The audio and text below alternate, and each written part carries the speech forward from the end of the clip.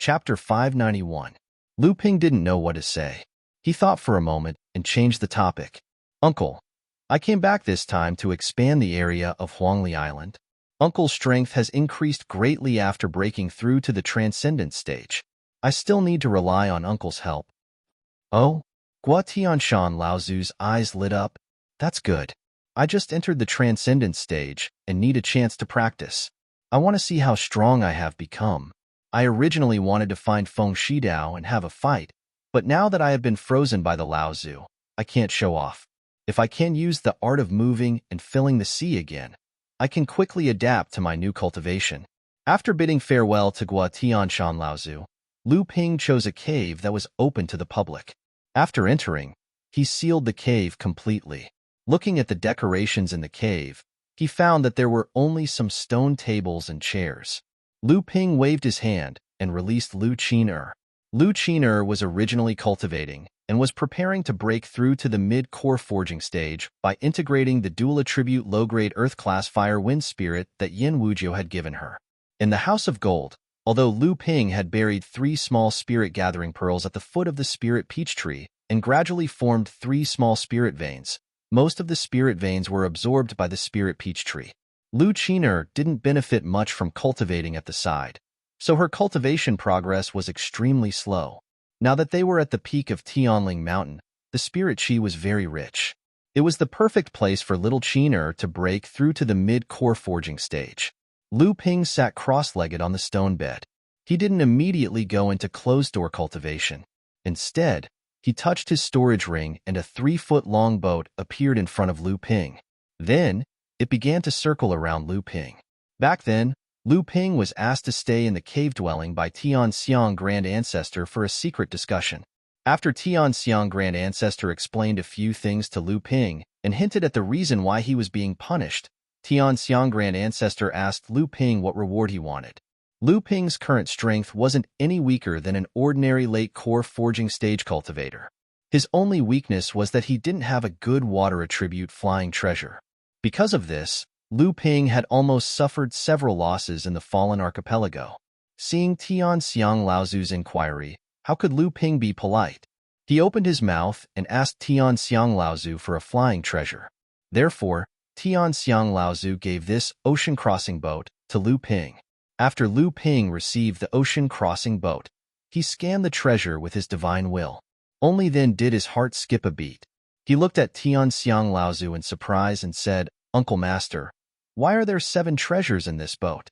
Is this a soul-nurturing treasure?" Tian Xiang Laozu smiled and said, "This ocean-crossing boat was a treasure that the old man was proud of in his early years. Unfortunately, its material was limited. After condensing 7 treasures to become a soul-nurturing treasure, it couldn't improve any further. Now that the old man has entered the late Dharma stage, this boat is no longer of any use to the old man, so I might as well give it to you."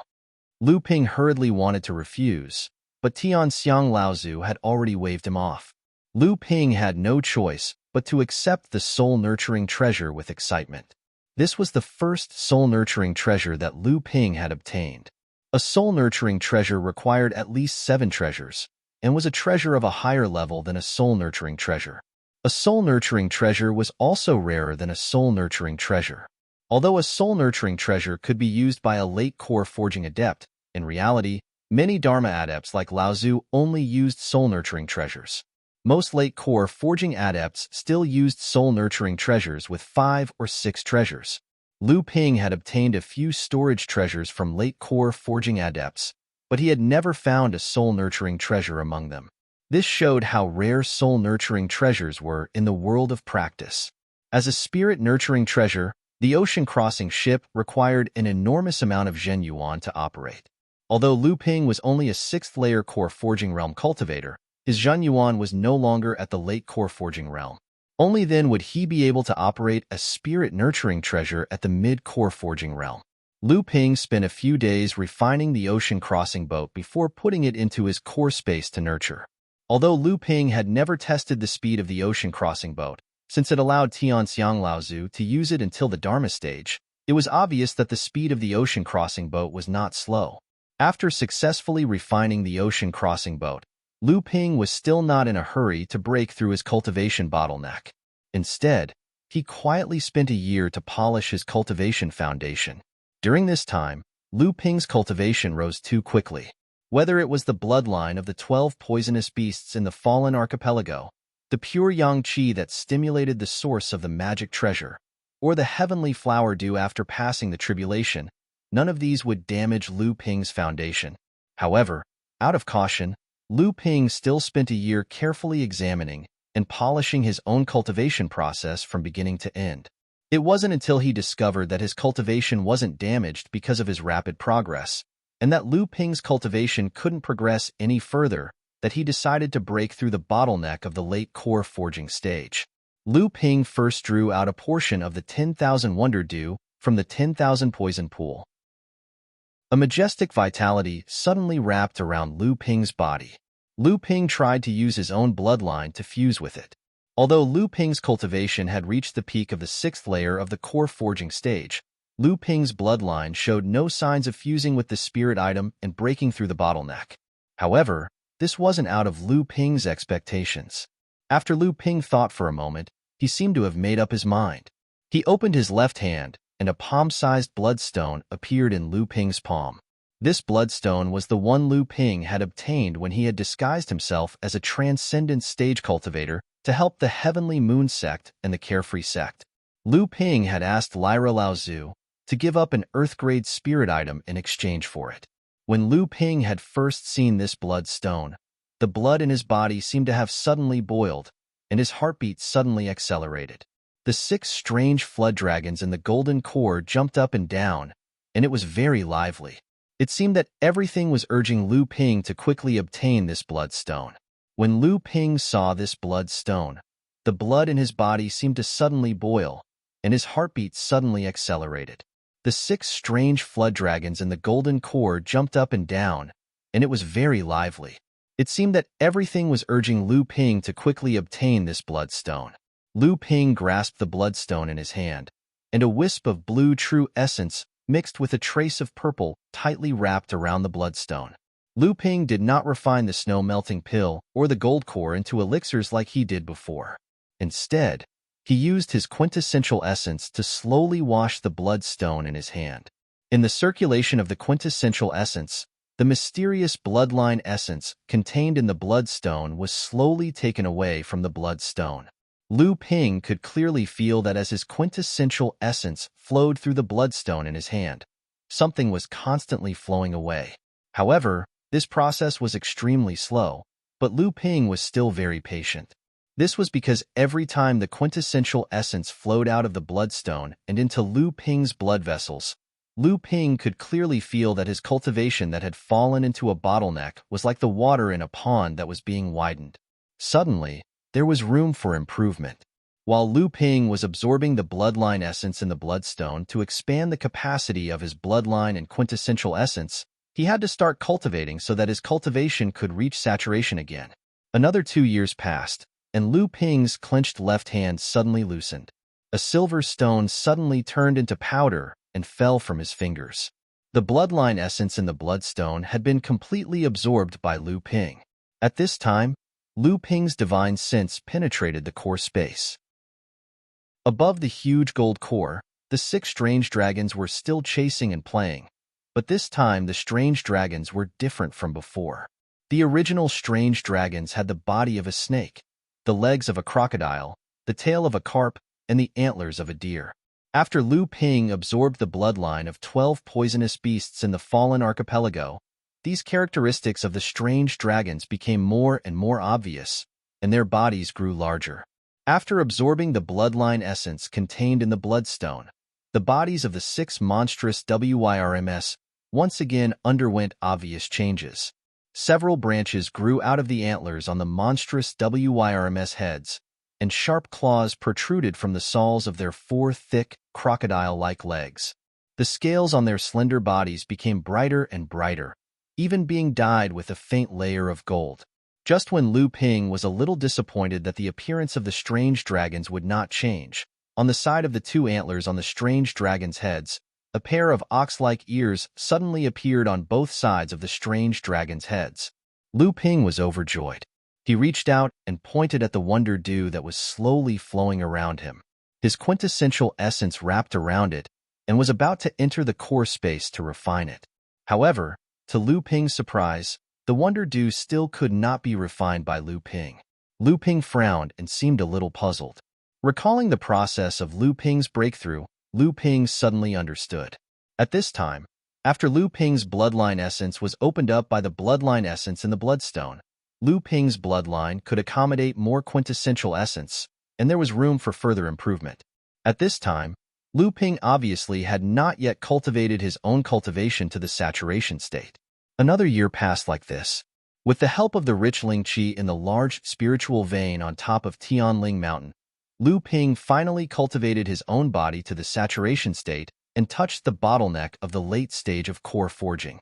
This time, Lu Ping's gold core was finally able to fuse with the wonder dew. When Lu Ping broke through to the middle stage of core forging, the first time he smelted heaven and earth was the low-grade profound essence heavy water. This kind of heaven and earth treasure made it necessary for Lu Ping to choose heaven and earth spirit water of a higher grade than the profound essence heavy water when he advanced to the late stage of core forging. Of course, if Lu Ping smelted a high-grade earth-grade spirit item at this time, there would be no problem.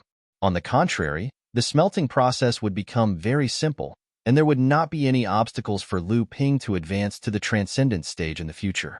However, Lu Ping was a proud and arrogant person.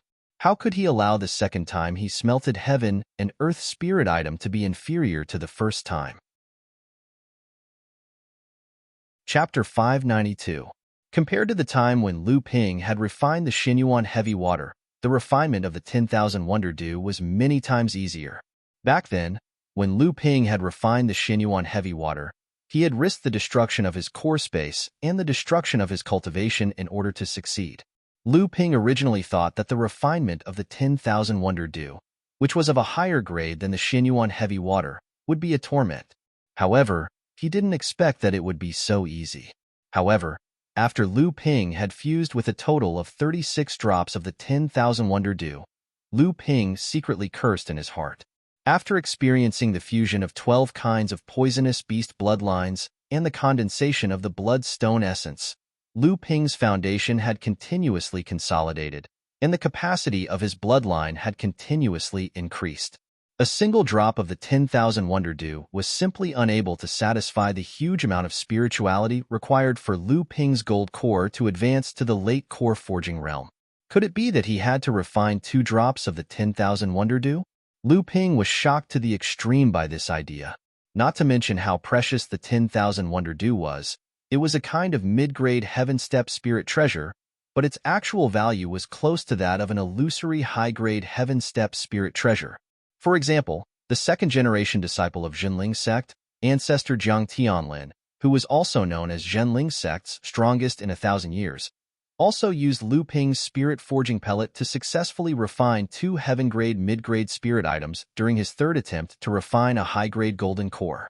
In order to break through the bottleneck of the middle core forging realm, Lu Ping needed to refine 2 drops of the 10,000 wonder dew. If Lu Ping's cultivation reached the 9th layer of core forging realm and he refined a world spirit treasure for the 3rd time, it would be imperative for him to find a high-grade heaven step water attribute spirit treasure. Of course, this wasn't the worst part. The worst part was that Lu Ping was going to refine 2 portions of the Wonder Jade Nectar. If he were to refine a high-grade heaven rank Fey in the future, how many portions would he have to refine? However, at this time, Lu Ping couldn't afford to think about such distant matters. If he didn't refine the 2nd portion of the Wonder Jade Nectar, then it would be impossible for him to break through the bottleneck of the late core forging stage. If that happened, then his 4 to 5 years of seclusion would be in vain, and the previous portion of the Wonder Jade Nectar would also be wasted. In desperation, Lu Ping had no choice but to absorb another portion of Wonder Jade Nectar from the myriad poison paste in the Golden House. In the beginning, Lu Ping had obtained half a portion of the Wonder Jade Nectar in the Golden Canyon of the 7 Stars Heavenly Cave. However, he didn't know what it was until a few years ago, when Lu Ping had ventured deep into the deep-sea demon domain and plundered the Ice Dragon clan's AOU's immortal cave. He had obtained a complete portion of the Wonder Jade Nectar. Only then did Lu Ping realize that he had such a rare treasure in his possession. During the trip to the Fallen Great Archipelago, the highly toxic environment there had forced Lu Ping to replace the myriad poison paste's bluestone vat with the bluestone pond. Moreover, the Wonder Jade Nectar had been nourished by the myriad poison paste by a quarter, which was about 9 drops. After that, Lu Ping had obtained another portion of the Wonder Jade Nectar from Long Huai. Therefore, before Lu Ping had advanced to the late core forging realm, he had already gathered more than half of the Wonder Jade Nectar in his possession. That was a total of 99 drops of the Wonder Jade Nectar. This was an amount that was enough for any Laozu or any force to go crazy over. However, in the cultivation world, the Wonder Jade Nectar, which was known as one of the best life-prolonging treasures in the cultivation world, was like drinking water to him. It allowed Lu Ping to continuously refine 2 portions of 72 drops of the Wonder Jade Nectar.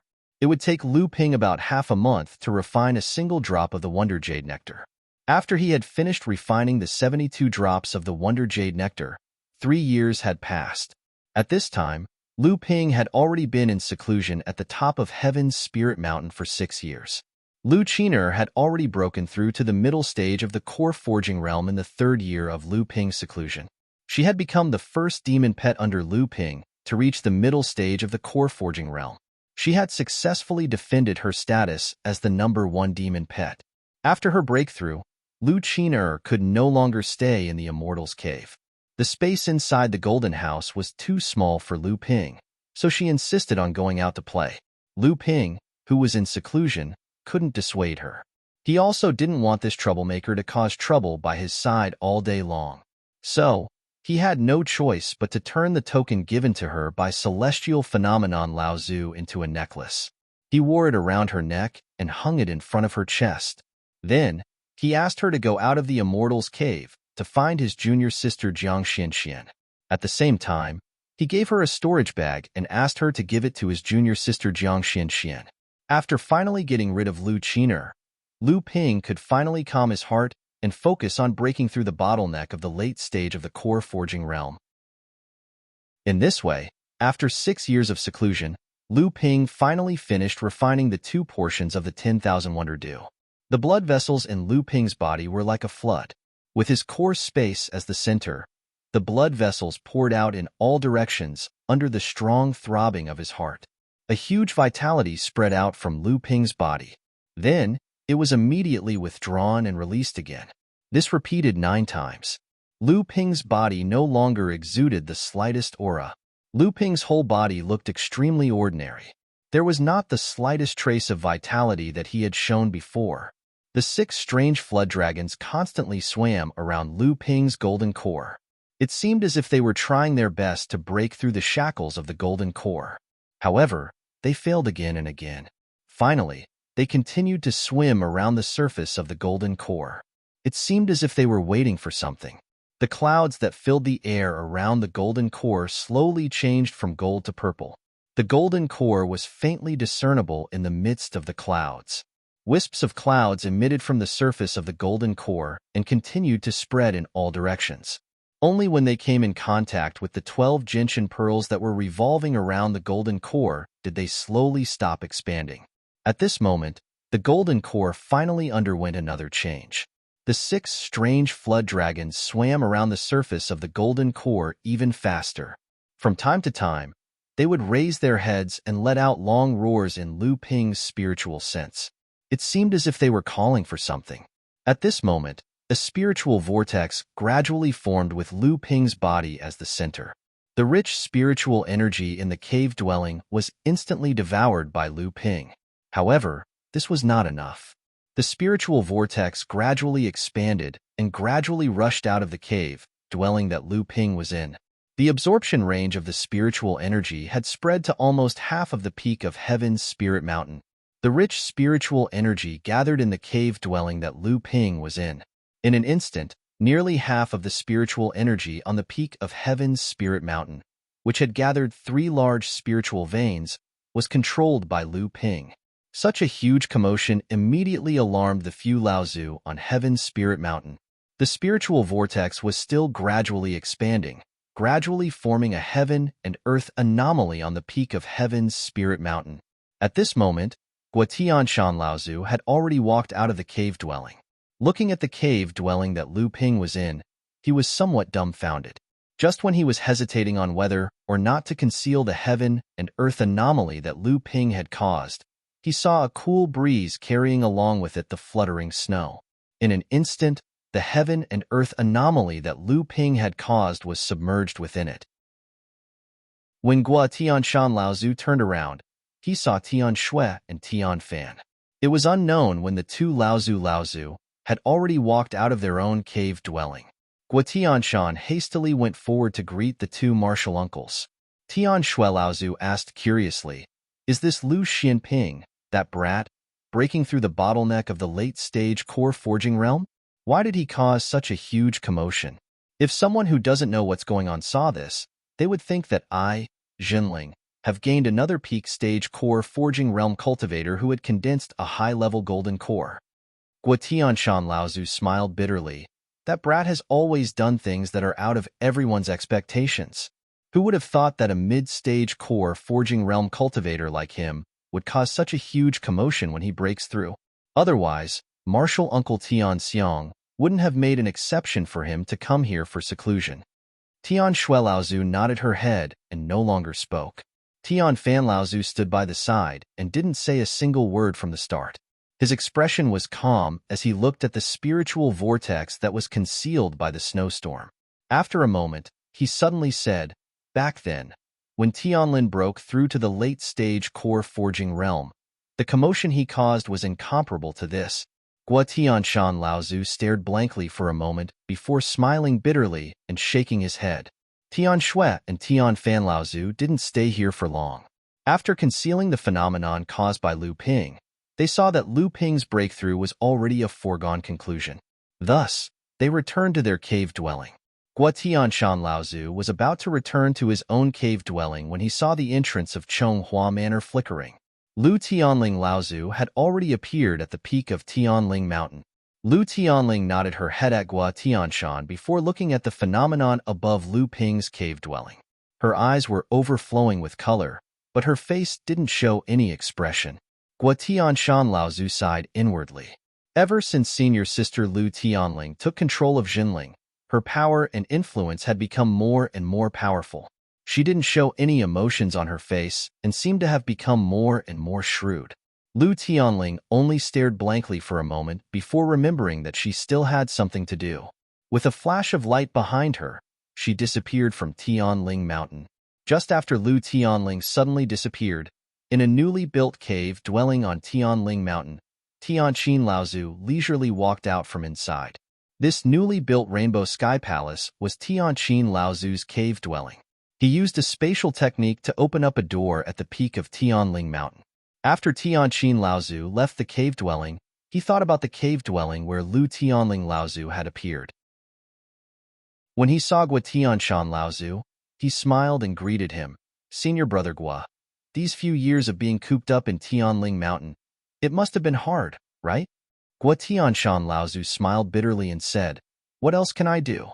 I want to go out and fight with people and show off the power of a transcendence cultivator, but I can't leave now." Tianqin Laozu smiled and said, "Senior brother's days on the mountain won't be long. I believe that senior brother will come out of the mountain soon. When that time comes, it will be the time for our sect to shock the world again." Guotianshan Laozu's expression froze for a moment. Then he said seriously, "Did something happen?" Tianqin Laozu nodded and said, "The medium spirit mine on Frost Island has been discovered by other sections. Master has already rushed over and is guarding it with martial uncle Tianjiang to prevent other sects from attacking and occupying the spirit mine. The sects in the North Sea won't let us take it for ourselves." As soon as Tianqin Laozu finished speaking, a heavy pressure from the bloodline spread out in all directions with the support of a transcendence cultivator's will. Luckily, there weren't many cultivators on Tianling Mountain at the moment. Tianshan Laozu and Tianqin Laozu were transcendence cultivators, so they naturally wouldn't be suppressed by this pressure. However, this sudden pressure from the bloodline still shocked Guotianshan. Chapter 593. Bloodline Pressure. Isn't this a magical power that only Dharma adepts have? How can a core forging cultivator have it? If I didn't know him well, I would have thought that the person cultivating in the cave was a top-level core forging cultivator. Gua Tianshan looked at Tianqin Laozu in disbelief. Tianqin Laozu smiled and said, I don't know about this either, but when this guy was on Jingzha Island, he withstood the bloodline pressure of Uncle Master Tianxiang and walked all the way to the cave. Tianxiang Laozu didn't say anything. Gua Tianshan let out an oh and seemed to understand something. He didn't say anything else. At this time, inside the cave dwelling, Lu Ping's divine sense was closely observing the huge golden core in the Xianhe space.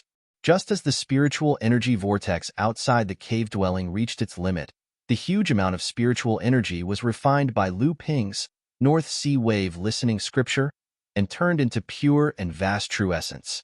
The true essence carried the huge amount of spirituality transformed from the myriad wonder dew, and the true essence turned into clouds of blue with a hint of purple that were swallowed by the golden core. The 6 strange flood dragons quickly hovered on the surface of the Jindan and gradually connected from head to tail, forming a ring. In the center of the ring, a purple mist gradually grew, and then a long roar came. A strange flood dragon that looked like the 6 strange flood dragons whizzed out of the purple mist.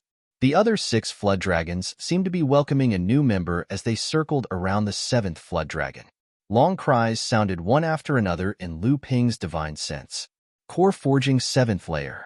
Feeling the surging spiritual energy in his body like a long river, Lu Ping's heart was filled with joy. After all, these 6 years of hard work had not been in vain. He had finally reached the late core forging stage and was one step closer to becoming a Dharma adept. After refining the myriad wonder jade nectar, Lu Ping's cultivation base became abnormally stable after he advanced to the 7th layer core forging realm. There was no need for him to go into closed-door cultivation again. But just in case, Lu Ping didn't want to waste the opportunity to cultivate in the spirit vein on Tianling Mountain. So, he cultivated in the cave dwelling for another year. After fusing with the Thousand Wonder Dew, Lu Ping's body had 2 direct effects. The first was the rapid recovery of his spiritual energy. Lu Ping's cultivation was pure and vigorous, especially after refining the Xinyuan heavy water. Although in battles between cultivators of the same level, Lu Ping often did not fear prolonged battles of attrition and siege. Once Lu Ping's spiritual energy was used up, it would take a long time to recover. After Lu Ping refined the Thousand Wonder Dew, this problem was greatly improved. The second most direct effect of refining the Thousand Wonder Dew on Lu Ping was the increase in his lifespan. The Thousand Wonder Dew itself was a high-grade spiritual item that contained a large amount of vitality. It was the main ingredient for refining high-quality longevity pills. It was also because of this that the Thousand Wonder Dew could reach the same value as a high-grade heaven-level spiritual item, even though it was only a mid-grade heaven-level spiritual item. Originally, after a cultivator advanced to the core forging stage, they would enjoy a lifespan of 500 years. After advancing to the mid-grade core forging stage, their lifespan would increase by 100 years. After advancing to the late-grade core forging stage, their lifespan would increase by another 100 years, reaching 700 years. However, after Lu Ping refined 2 portions of 72 drops of the Thousand Wonder Dew and advanced to the late-grade core forging stage, his lifespan directly increased to 800 years. The limit of his lifespan was already the same as the lifespan of a Dharma adept. A longer lifespan usually meant a longer period of training and more opportunities to advance. In the world of cultivation, there had never been any mention of a longevity pill that could increase one's lifespan by more than 30 years. However, after refining 2 portions of the Thousand Wonder Dew, Lu Ping was able to increase his lifespan by 100 years. He did not know if anyone in the world of cultivation knew about this, but at the very least, it was not common knowledge in the world of cultivation. Lu Ping had secluded himself in Tianling Mountain for 7 years. When he came out, he found that Gua Tianshan Laozu was no longer on Tianling Mountain. Lu Ping used his divine will to explore the entire peak of Tianling Mountain. He found that other than a few caves that were used for seclusion, there were only 9 caves that belonged to the Dharma adepts of Laozu. This meant that although Gua Tianshan Laozu had become a Dharma adept, This news had obviously not spread out yet. At this time, Tianshan was not on top of Tianling Mountain.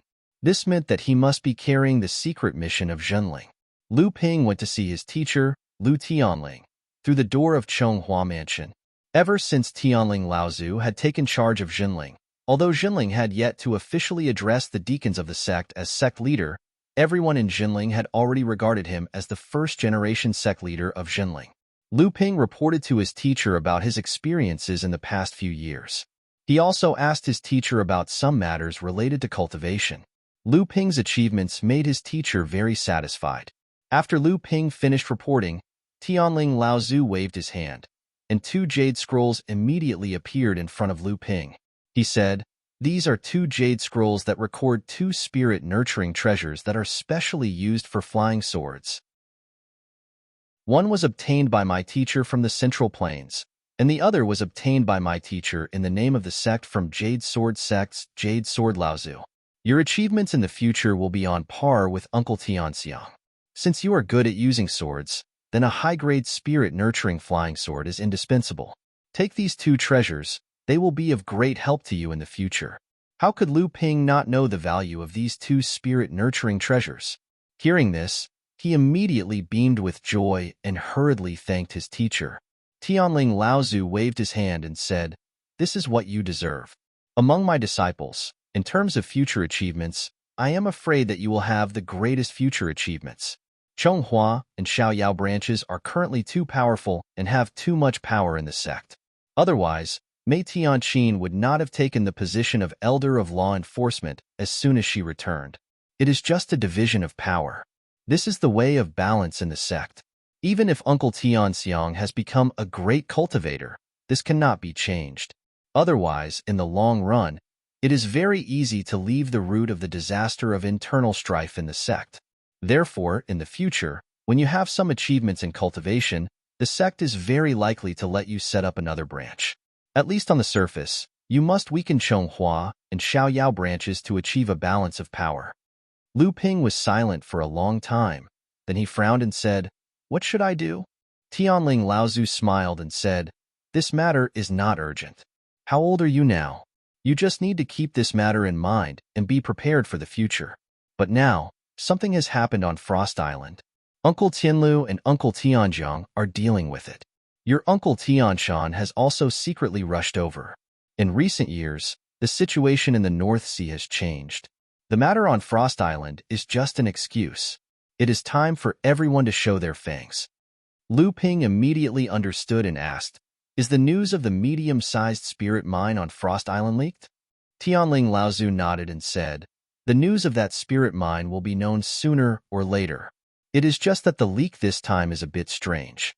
However, the large-scale spirit mine on Frost Island is an extremely rare rich mine, and the ratio of top-grade spirit stones produced inside it is rare even among large-scale spirit mines. Our sect has occupied a medium-sized spirit mine, which is also an extremely high-quality mine, and the ratio of top-grade spirit stones produced is extremely high. When the cultivators of other sects know that our sect has occupied a medium-sized spirit mine, they can easily imagine that this spirit mine must also be a high-quality rich mine. Naturally, they are very dissatisfied." Lu Ping couldn't help but say, "Didn't Xianling sect also occupy a medium-sized spirit mine? Our sect's current strength far surpasses Xianling sect's, so why can't we?" The heavenly spirit ancestor said with a smile. The spirit mine of the giant spirit island was severely damaged by the demon clan back then. Although it can barely be considered as a medium-sized spirit mine, its output is extremely low among medium-sized spirit mines, and the proportion of superior-grade spirit stones produced is extremely low. It is far from comparable to the medium-sized spirit mine occupied by our sect. Moreover, our sect's strength has greatly increased, but senior Uncle Tianxiang has become a great cultivator, and junior brother Tianshan has become a Dharma adept. Xianling sect has the support of the Crystal Palace and has also developed in recent years. Blue Sea sect has succeeded in merging and is eager to make a name for themselves in the North Sea. Water Mist Pavilion and Ocean Flame sect have always been in cahoots and have always been like weeds that go with the wind. Therefore, the sects still have their eyes on this spirit mine. Lu Ping thought for a moment and said, "It seems that the sect's importance is not the spirit mine, but because our sect has developed too quickly these years, the sects in the North Sea are panicking and want to use the spirit stone mine on Frost Island to suppress our sect." Tianling Laozu nodded in satisfaction and said, "After the third-generation disciples returned from the East Sea this time, those who obtained the spirit items have already advanced to the late stage of the core forging realm before you.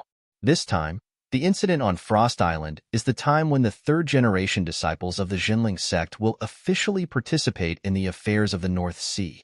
Since you have also advanced to the late stage of the core forging realm, you should also go to Frost Island and see how the true high-level cultivators of the North Sea's cultivation world maneuver, so that you can support the Jinling sect in the future." Lu Ping nodded and said, "This disciple will remember. However, this disciple still has some things to prepare. Earlier, I had already sent Lu Qiner to find little junior sister. Now, this disciple will go see how the preparations are going." Tianling Laozu nodded and said, "Your little bird has become much more obedient. However, Xian has already followed her father to Huangli Island for seclusion. I have already arranged for your fourth senior sister, Xianjing, to take that little bird to handle your matters. She should still be at the Artifact Refinement Hall." Outside the Artifact Refinement Hall, after Tianjiang Laozu stood guard on Frost Island, all matters of the Artifact Refinement Hall were entrusted to the hands of Chunlian's teacher, Sage Enigma Flame. By the time Lu Ping arrived, Wang Xinjing had already brought Lu Qiner back to Huangli Island. When Sage Enigma Flame saw Lu Ping's arrival and sensed the surging spiritual energy fluctuations coming from Lu Ping's body, the corners of his eyes twitched involuntarily. Next, he patted the crafting furnace before him, and a flying sword, which had been incinerated to a white-hot color, flew out from the furnace and shot towards Lu Ping. Lu Ping laughed. His right index finger pointed at the incoming flying sword, and a purplish-blue stream of primary energy shot out, freezing the flying sword in midair. Chi! Chi! A white mist immediately filled the entire crafting room. After the white mist dissipated, the white-hot flying sword's heat waves faded away, and the golden-yellow fish-scaled flying sword reappeared before Lu Ping. Chapter 594. Sage Enigma Flame watched in surprise as Lu Ping easily stopped the golden scale sword in midair. Disheartened, he said, "It has only been a few years, yet your cultivation base has already reached this level. The old man used up 60% of his strength in that attack. And yet, you could so casually stop it. The old man is on the verge of stepping into the 9th level of the core forging realm." Lu Ping laughed and said, "This time, disciple has profited from a disaster." Lu Ping brandished the golden scale sword for a bit, his divine sense carefully inspecting the quality of the golden scale sword. On the blade of the golden scale sword, the 6th spiritual barrier shone brilliantly. Lu Ping revealed a look of joy and said, "Martial Uncle's methods are truly experienced. Even now, that Chen Lian fellow is still uncertain about carving the 6th spiritual barrier onto a magic treasure. If it weren't for that, this golden scale sword would have been given to him to upgrade." Sage Enigma Flame said, "It is not that the kid is incapable of condensing out the 6th barrier. However, he is still lacking by quite a bit. Given the quality of this golden scale sword, he had to smelt out several rare spiritual materials before he could barely succeed in condensing out the 6th barrier. If it were in his hands, the success rate would be even lower. However, there is basically no way for this sword to upgrade to a spiritual magic treasure in the future." Hearing that, Lu Ping was taken aback. The golden scale sword had been with him for the longest time. It was also his most commonly used magic treasure. To suddenly hear that the golden scale sword could no longer upgrade, Lu Ping could not stop himself from blurting out, "A pity, a pity." Seeing the reluctance on Lu Ping's face, Sage Enigma Flame said, "At its current grade, this golden scale sword is enough for you to use up to the 8th level of the core forging realm. You should try your best to find a suitable flying sword during this period of time. However, I can see that this flying sword of yours must have some background. It seems to be a life-bound magic treasure refined from a part of a Yao cultivator's fleshly body. If so, It is not impossible for you to upgrade this flying sword. Lu Ping grew spirited and said, Martial Uncle is right. This flying sword is a magic treasure I obtained from the Koi clan. This golden scale sword seems to be made from the scales of the Koi clan as well. Sage Enigma Flame nodded and said, in that case, the life-bound magic treasures of Yao cultivators are different from the ones we forge using spiritual materials.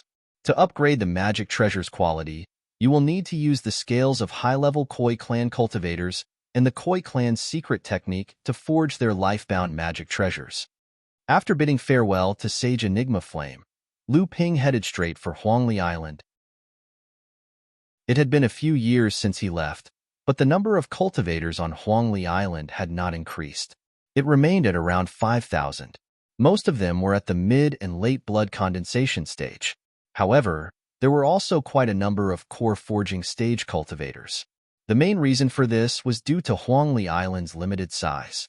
After arriving at Huangli Island, Lu Ping spread out his divine sense and immediately noticed that Hu Lily had summoned Lu Qiner to her grotto mansion. Although Lu Qiner had long since grown impatient, she dared not act presumptuously before Lu Qiner. Thus, she obediently answered Lu Qiner's questions. Lu Ping's grotto mansion was protected by magic arrays. Naturally, it would not be easy for others to use their divine sense to infiltrate it. However, this grotto mansion was built by Lu Ping and Hu Lily, after all. Naturally, the magic arrays could not stop its owner, Lu Ping. Lu Ping smiled and walked straight to the artifact forging shop that Chunlian had set up on Huangli Island. At present, Chunlian was quite famous in Zhenling. As the youngest and most talented artifact forging master in the artifact forging hall, Chunlian was also an influential figure amongst the third-generation disciples. Seeing Lu Ping return, Chunlian put down what he was doing and personally came out to welcome him. When he saw Lu Ping, a puzzled look appeared on his face. Chunlian was actually unable to sense any aura of cultivation from Lu Ping's body. After coming out from the artifact forging hall, Lu Ping utilized a secret technique to seal off his aura of cultivation in order to avoid unnecessary trouble. Those whose divine sense was weaker than Lu Ping's, even if they were at the late core forging stage, would not be able to sense Lu Ping's true cultivation base unless they possessed a special treasure. A strange look flashed across Chunlian's face, and he immediately threw an iron seal and a dark blue flying sword over. Lu Ping reached out and caught the landslide seal and the water spirit sword. He carefully examined them with his divine sense and heard Chunlian's introduction. The 2 psychic treasure restrictions of your landslide seal have been engraved. However, although the water spirit sword has an invisibility effect, its material quality is too low. Although I've been keeping an eye out for spiritual materials that can be used to enhance the water spirit sword's special quality, I've only managed to engrave 2 psychic treasure restrictions on it. If you want to engrave the 6th psychic treasure restriction, you'll need to find spiritual materials of higher quality that are suitable for the water spirit sword. Lu Ping grabbed a magic treasure in each hand and injected a bluish-purple spiritual essence into the 2 magic treasures, refining them in an instant. Chunlian was stunned when he saw this. Lu Ping weighed the landslide seal in his hand and then slapped it into the core space. The water spirit sword in his other hand flashed a few sword flowers and then disappeared from Lu Ping's hand. Lu Ping carefully felt it and then smiled with satisfaction. I haven't seen you for years, and your refining skills are getting better and better. The landslide seal and the water spirit sword are different from ordinary psychic treasures, and it's very difficult to upgrade them. I didn't expect you to be able to upgrade them in such a short time. This time the sect sent a few urgent matters, so I had to use these magic treasures a little urgently. Thank you in advance. Chunlian spread his hands and said, What are you thanking me for? I want to thank you for giving me 5 psychic treasure restrictions, especially the 3 invisible flying swords. It's obviously a complete set. This is a rare treasure. After Master heard about it, he immediately agreed to upgrade the golden scale sword to a top-grade psychic treasure. After saying goodbye to Chunlian, Hu Lily already knew that Lu Ping had returned to Huangli Island and was already waiting in front of the cave residence. From afar, Lu Ping saw Hu Lily standing at the entrance of the cave residence with a smile as she watched him coming. He couldn't help but smile and said, How come you are so polite to me after not seeing me for several years? I've troubled the famous Taoist fox of Huangli Island to come out and welcome me. If this matter were to spread, I wouldn't be able to bear the consequences. Although Huangli Island was built by Lu Ping, it had always been managed by Hu Lili. As the scale and fame of Huangli Island grew, more and more cultivators came to Huangli Island to explore the open sea. There were all kinds of cultivators mixed together, good and bad, but Hu Lili was able to manage everything on the island in an orderly manner, making Huangli Island develop steadily. This was not something that could be solved by the level of cultivation. Without extraordinary wisdom, means, and communication skills, Huangli Island had long become a chaotic place. Even with Tianlin Laozu presiding over it, it couldn't be done. Over time, Hu Lili became more and more famous on Huangli Island. Many cultivators who came to Huangli Island even thought that Hu Lili was the guardian of Huangli Island. In addition, they had been dealing with her for a long time. In the process of trading various cultivation resources, they found that very few people could take advantage of her.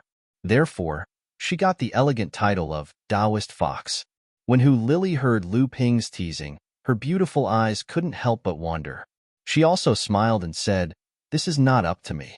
Little Qin told me that you brought me a gift when you returned to Huangli Island. If I was late in welcoming you, the water sword immortal would be unhappy and keep the gift a secret.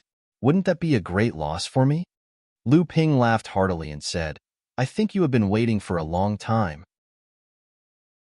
I heard that even Zhongjian and Ma you have started closed-door training in preparation to advance to the middle stage of the core forging realm. Chen Lian, Du Feng, and the others have already advanced successfully. However, there are advantages to advancing later. As the saying goes, sharpening one's axe will not delay the work of cutting firewood.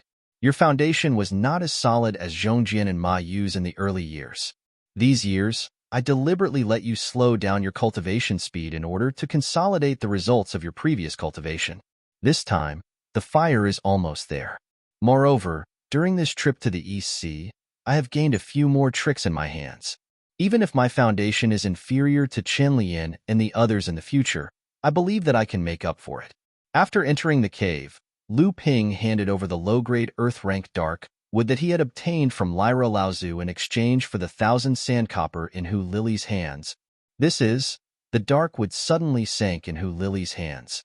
She was proficient in array formations, but her knowledge of heaven and earth spirit objects was far inferior to that of Lu Ping. Lu Ping explained, "This is dark wood, a low-grade earth-rank wood spirit object.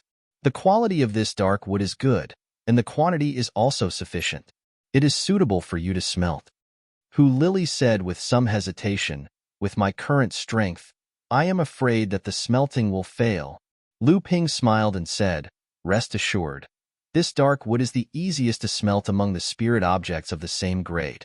After it is smelted, it is famous for increasing the density of a cultivator's true essence. Although it is not comparable to a heaven-rank spirit object, among the earth-rank spirit objects, it is the most suitable for you. Your life origin magic weapon is an array disc.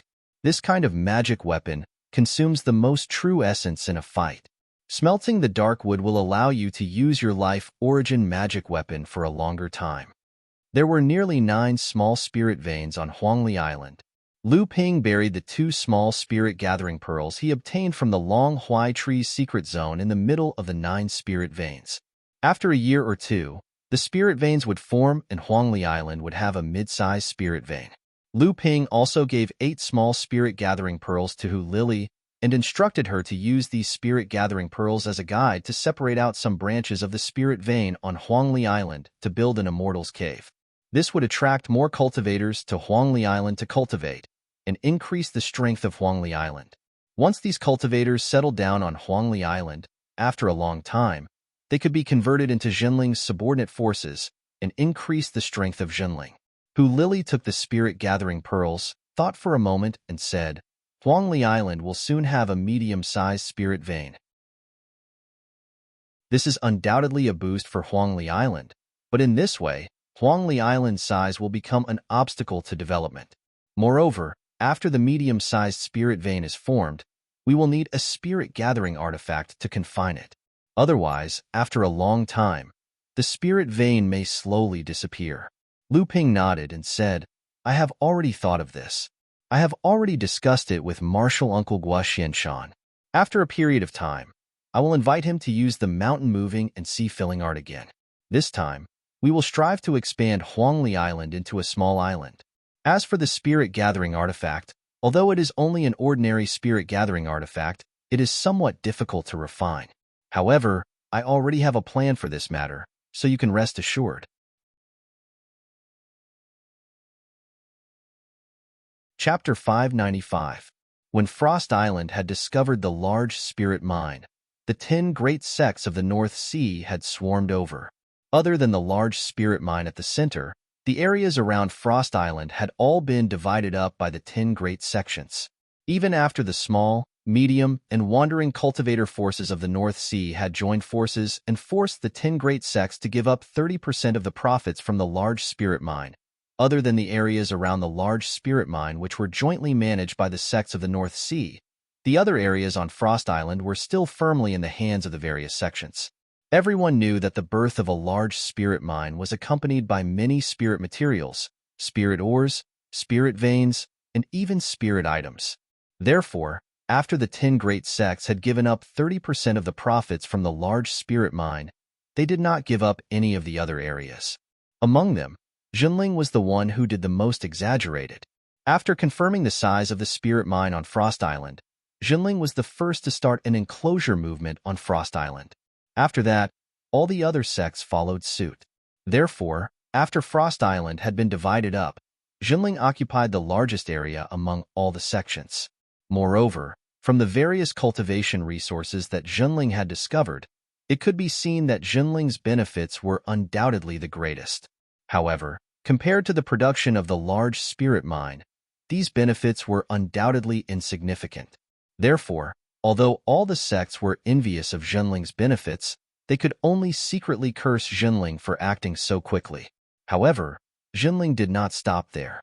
After dividing up the largest area of Frost Island, Jinling had also used formations to firmly control the entire area under his control. However, this formation was not a powerful defensive formation, otherwise Jinling would have revealed his intentions. Jinling used an extremely advanced warning formation. This formation did not have much defensive power, but very few cultivators could escape its detection. In these years, it was not that no cultivators had entered Jinling's area, but they would often be discovered by Jinling before they could go a few miles in. Then, Jinling's core forging cultivators would punish and expel these cultivators. Due to the importance of the large spirit mine on Frost Island, all the sects would usually send important cultivators to guard Frost Island. While guarding against external enemies, they would also protect their own sect's rights. However, after the Frost Spirit Mine was on the right track, the Dharma adepts of each sect began to take turns to guard it. After all, no matter how important the Spirit Mine was, there was no need for a dozen Dharma adepts to guard it at the same time. However, Jinling was different. Lu Tianling, Laozu, set up his temporary cave abode on a spirit material mine that Jinling had discovered that was coveted by all the sections. He guarded it for several years. When Jinling set up a Dharma deacon, Lu Tianling prepared to become the first sect master of Jinling and temporarily handed over the responsibility of guarding to Sage Enigma Flame, the master forger of Jinling. Just when everyone thought that Jinling would no longer send any Dharma adepts to guard Frost Island, Tianjiang Laozu suddenly descended on Frost Island and began to guard Frost Island again. Sage Enigma Flame returned to the artifact forging hall. Jinling's abnormal actions finally aroused the suspicions of all the sections. For a time, the Jinling adepts guarding Frost Island immediately became busy. They were often sent out to chase away those who accidentally intruded into Jinling's territory. As the saying goes, one can only be a thief for 1,000 days. But there is no such thing as guarding against thieves for 1,000 days. After the sects failed several times in their investigations, even though Tianjiang Laozu crippled a few of their spies with the intention of warning the sects, in the end, someone still intruded and discovered the pulse-suppressing spirit-locking formation underground. What kind of treasure was in the territory Jinling occupied that was actually worth Jinling activating the pulse-suppressing spirit-locking formation? No wonder. No wonder Jinling had always guarded his territory so tightly. No wonder Jinling had never withdrawn his Dharma adepts after discovering the large spirit stone mine on Frost Island. Although the sects had guessed that Jinling had obtained some unexpected gains on Frost Island, they would never have guessed that the unexpected gains Jinling had obtained would actually be worth protecting with the pulse-suppressing spirit-locking formation. Just as the sects were secretly colluding and preparing to join hands to attack Jinling's territory and investigate what kind of treasure Jinling had discovered that was worth activating the pulse-suppressing spirit-locking formation, the newly merged Blue Sea sect suddenly received a shocking piece of news from Jinling's inner circle. The pulse-suppressing spirit-locking formation was actually protecting a mid-sized spirit stone mine. This time, the sects were completely boiling. A mid-sized spirit stone mine. Before this, Jinling's sect was the only sect in the entire North Sea that had once occupied a mid-sized spirit stone mine. Furthermore, it was the most barren mid-sized spirit stone mine that had been severely damaged by the demon race. Moreover, they had obtained the other half of the mine from Jinling through a game of chance. Even so, Jinling's sect's barren spirit stone mine was still the envy of countless sects in the North Sea. This made Feng Shutao very angry, but Linggu's sect used the excuse that their sect's strength was insufficient and that Dharma manifestation Laozu could not free himself, so they only sent 3 late-stage core forging cultivators and 5 early-stage core forging cultivators to provide reinforcements.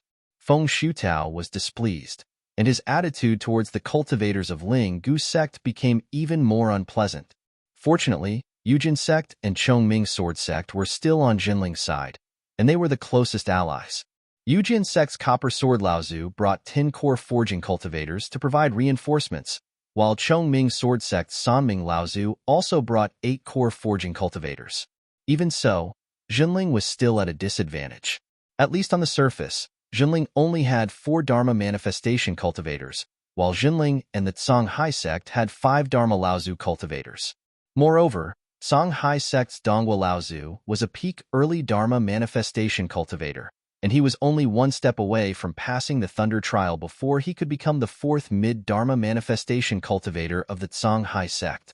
Then, he would be able to match the number of mid-Dharma manifestation cultivators of Jinling, and even surpass Jinling's sect in terms of strength to become the 2nd sect in the North Sea. After Lu Ping came out of the teleportation portal, he heard a familiar voice say, "I thought you would be here soon." This time, all the 3rd-generation disciples of our sect who have advanced to the late core forging stage have arrived, and there are more than 10 mid-core forging stage experts who have also arrived. I heard that you have been in seclusion ever since you returned from the East Sea, but I think you won't miss out on the excitement this time. When Lu Ping looked up, he saw Ji Xianxian and a few 3rd-generation disciples guarding near the teleportation portal, smiling as they watched him walk down from the teleportation portal. Lu Ping smiled and said, "This time, our sect has become the target of public criticism. The North Sea cultivation world thinks that this time, our sect will give in under the pressure of the various sects and give up the medium spirit mine under our feet. Yet you still have the mood to joke here?" Ji Xianxian spread out his hands indifferently and said, "Looking at the comparison of the strength of both sides, we really won't be able to fight this time. Although the combined strength of the Jinling sect and the Azure Sea sect is far above us, the Azure Sea sect and the Jinling sect are not on good terms on the surface, and the Shui Yin Pavilion and the Hai Yin sect also have their own plans. On the other hand, our sect, the Chongming sect, and the Jade Sword sect are united against a common enemy, and our cohesiveness is much stronger than that motley crew. Moreover, our sect has the power of the formation that we can rely on. If the other party really wants to fight to the death, then we will injure 1,000 of us, and they will also die 800 of us. It is not worth it for a medium spirit mine." Lu Ping looked at the surrounding cultivators who were quietly listening to Ji Xuanchuan's words, and thought to himself that Ji Xuanchuan's mind had grown quite a bit over the years. He knew how to use this method to dispel the pessimism of his own side.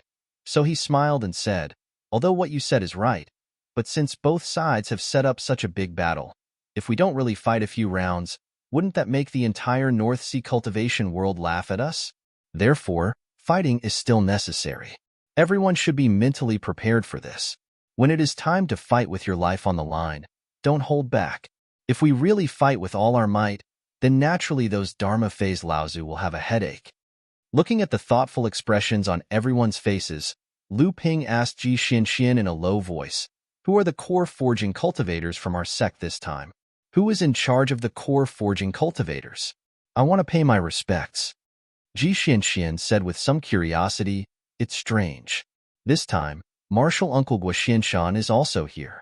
Logically speaking, the core forging cultivators of our sect should be led by Martial Uncle Guo, but for some reason, the leader of our sect's core forging cultivators this time is Martial Uncle Xianju, the deputy pavilion master of the Xian Talisman Pavilion."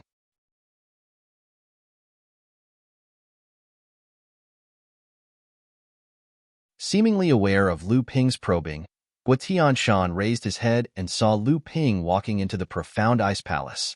Instead, he smiled at Lu Ping. In addition to Sage Guoxianshan, there were 3 other people occupying the 12 seats in Zhenling. One of them was an old acquaintance of Lu Ping's. It was Sage Xianchong, who had just been stripped of his position as a law enforcement disciple. As for the remaining 8 seats, there were 3 late-stage core forging cultivators from Chongming School and Yujin School. Clearly, they were the higher-ranking cultivators of the 2 sections. In addition, around the profound ice palace, there were a total of 10 late-stage core forging cultivators. However, the status of these cultivators was different from the 4 Laozus. Those 12 cultivators had the right to make suggestions, while the cultivators sitting in the profound ice palace obviously did not have this right. Lu Ping looked around at the various late-stage core forging cultivators and found that Xian Hui, Li Xuanru, Zhang Xianbei, Xianzhu, and Xianyu, who had just broken through to the late-stage core forging cultivators, were among them. During the trip to Fantasy Spirit City, Li Xuanru, Xianzhu, and Xianyu had obtained suitable spiritual items. Afterwards, in the Great Fallen Archipelago, Tianqin Laozu had obtained 2 high-grade Earth Step spiritual items of the Fire attribute and Wind attribute. After returning, these 2 spiritual items naturally fell into the hands of Xian Hui and Zhang Xianbei. It was a pity that Taoist Xintian and Taoist Xuansu's cultivation was no less than these 5 people, especially Taoist Xintian, as the eldest disciple of Tianlin Laozu, had the deepest accumulation among all of them. Unfortunately, he did not obtain a high-grade Earth Step spiritual item of the Wood attribute, so he could only postpone his breakthrough to the late-stage core forging realm. At this time, 10 of the 12 seats were already filled, leaving only 2 empty seats. Lu Ping followed behind Taoist Xuanju and entered the profound ice palace. Taoist Xuanju went straight to the seat next to Taoist Guoxianshan and sat down. Lu Ping was also not polite. After Taoist Xuanju sat down, he also sat down on the seat at the end of Zhenling's side. At this point, all 12 seats were filled with cultivators. After Lu Ping sat down, the other late-stage Zhenling core forging realm cultivators who were sitting on the other 5 seats all had a look of surprise on their faces. The other late-stage core forging realm cultivators were also surprised. Naturally, the cultivators from the various sects were also whispering among themselves. They did not know why this mid-stage core forging realm cultivator of Zhenling was able to sit on one of the 12 seats. Even Xian Hui, Li Xuanru, and the others were surprised. They did not know that Lu Ping had participated in the high-level decisions of Zhenling. Moreover, Lu Ping had concealed his cultivation. In the hall, besides the 4 Transcendence Laozu and Taoist Guoxianshan, no one else could see that Lu Ping's cultivation had actually broken through to the late-stage core forging realm. When the Jade Sword sect's Copper Sword Laozu saw that all 12 people had arrived, he turned to Tianjiang Laozu and said, "Brother Tianjiang, since everyone is here, let's begin." "But who is this little friend that the old man does not recognize?" Tianjiang Laozu glanced at Lu Ping and said, "This kid is the 9th disciple of Tianling martial niece, Lu Xianping." "Oh, so it's the famous water sword immortal." Copper Sword Laozu's expression made Lu Ping's scalp tingle. Copper Sword Laozu continued, "Not bad, not bad. Sure enough, a great teacher produces a great disciple. Presumably, Lu Xiaoyou's swordsmanship must be very good." Copper Sword Laozu's words of praise had a different meaning in Lu Ping's ears. The Jade Sword sect was a sword sect in the North Sea, but the title of Sword Immortal had been taken by him. As soon as Copper Sword Laozu's voice fell, Lu Ping could clearly feel the burning gazes of the surrounding late-stage core forging cultivators on him. Some were provocative, some were disdainful, some were contemptuous, some were jealous, and some were envious. In particular, several late-stage core forging cultivators from the Jade Sword sect looked at Lu Ping with eyes full of fighting spirit. Lu Ping was startled. He was not afraid of others challenging him. At this time, his cultivation had just advanced to the late-stage core forging, and he was bursting with confidence. Maybe he would dare to fight with an 8th stage or 9th stage core forging cultivator to test the limits of his strength. But if there were so many cultivators coming at him at once, even if it was a one-on-one battle, Lu Ping would not be able to withstand it. So Lu Ping quickly said, "Laozu is too kind. In front of the seniors of the Jade Sword sect, I don't dare to call myself Sword Immortal. It's just that all of you are flattering me." On the side, Chongming sect's San Ming Laozu smiled and said, "Brother Copper Sword, don't add to the trouble. Now that Xinling sect and Songhai sect are pressing in, we should first get down to business." Copper Sword Laozu looked at Lu Ping and laughed evilly. He didn't say anything else. Seeing this, Tianlu Laozu coughed and said, "This time, I'm afraid it won't be good." News came from the sect that Dao Sheng and Dongji have arrived at Tianling Mountain together. Senior brother Tian Fan and senior sister Tian Shui, as well as martial nephews Tianling and Tian Lin, can't be touched. Dao Yin from Huanyu Island has also found senior brother Tian Kong. Huangli Island is now guarded by martial niece Tian Qin.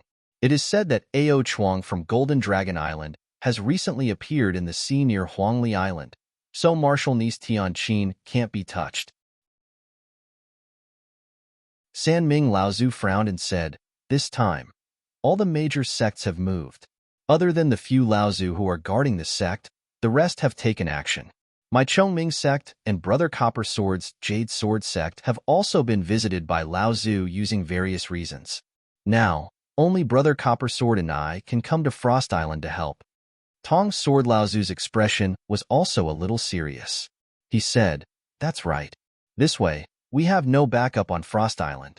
The other side has gathered 5 Dharma adepts and many late core forging adepts. Even if we have the formation, it will be beyond our power to block the cultivators of the various sections." Tianjiang Laozu smiled and said, "Brother Copper Sword, you have missed one person." "What?" Tong Sword Laozu followed Tianjiang Laozu's gaze and looked at perfected Gua Xinshan, who was below. He suddenly patted his head and said, "Look at this old man's memory. This way, the strength of both sides will be much closer. This time, it is not impossible for us to defend this medium-sized spirit stone mine." Many of the late core forging adepts in the Dark Ice Temple did not know what Tianjiang Laozu and Tong Sword Laozu were talking about. Tong Sword Laozu, who had been a little worried before, suddenly seemed to have infinite confidence.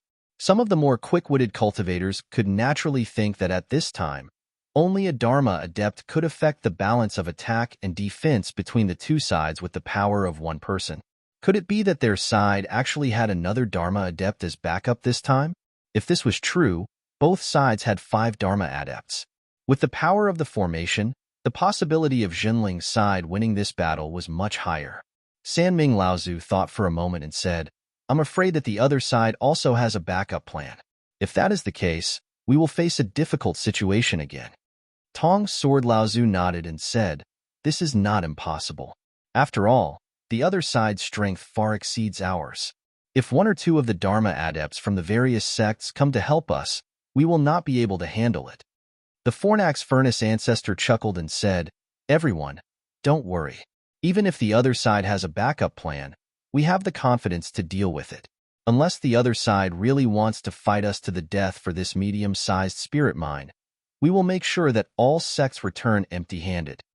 Tong Sword Laozu's eyes lit up and was about to say something, but San Ming Laozu stopped him with a look. Tian Lu Laozu and Tianjiang Laozu looked at each other with a hint of relief in their eyes. At this time, suddenly there was a loud cheer outside the Dark Ice Temple.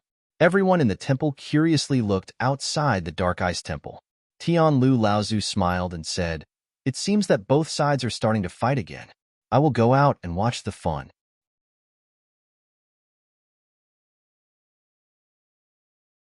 Chapter 597. Just as he was following the crowd in the direction of the cheers, Tian Jiang Laozu suddenly sprinkled a white powder around his body. After the powder drifted away, it slowly weaved into a thin gauze-like mist in the sky. This layer of light mist slowly enveloped the late core forging stage cultivators who came out of the Dark Ice Temple, as well as Lao Zu, and slowly disappeared into the sky. Lu Ping looked up into the void in the distance. There seemed to be some faint fluctuations of spiritual qi coming from there. If it wasn't for the fact that Lu Ping's divine will had advanced to the late core forging stage and could barely be compared to the early Dharma stage cultivators, it would have been extremely difficult to detect this slight fluctuation. However, Lu Ping's attention was quickly attracted by the two people fighting in the field below. A flame suddenly sprang up from below. The flame shook its head and tail in midair, and suddenly turned into a fierce giant flaming tiger. The giant tiger silently roared at a cultivator on the ground. It pounced down with its four limbs and immediately pounced towards a Blue Sea sect disciple who was fighting against Yao Yong. The Azure Sea Order disciple who was in the midst of fighting Yao Yong was already in a disadvantageous position. When the gigantic flaming tiger roared down from the sky, the Azure Sea Order disciple hastily brought out a defensive magic treasure to block the incoming attack, and his figure collided against the gigantic flaming tiger. With a muffled bang, the giant flaming tiger hit the treasure head-on. The Songhai sect disciple's face was full of joy, but before the smile on his face could bloom, a trace of fear flashed in his eyes. However, without waiting for the Songhai sect disciple to prepare, the giant flaming tiger suddenly exploded in midair.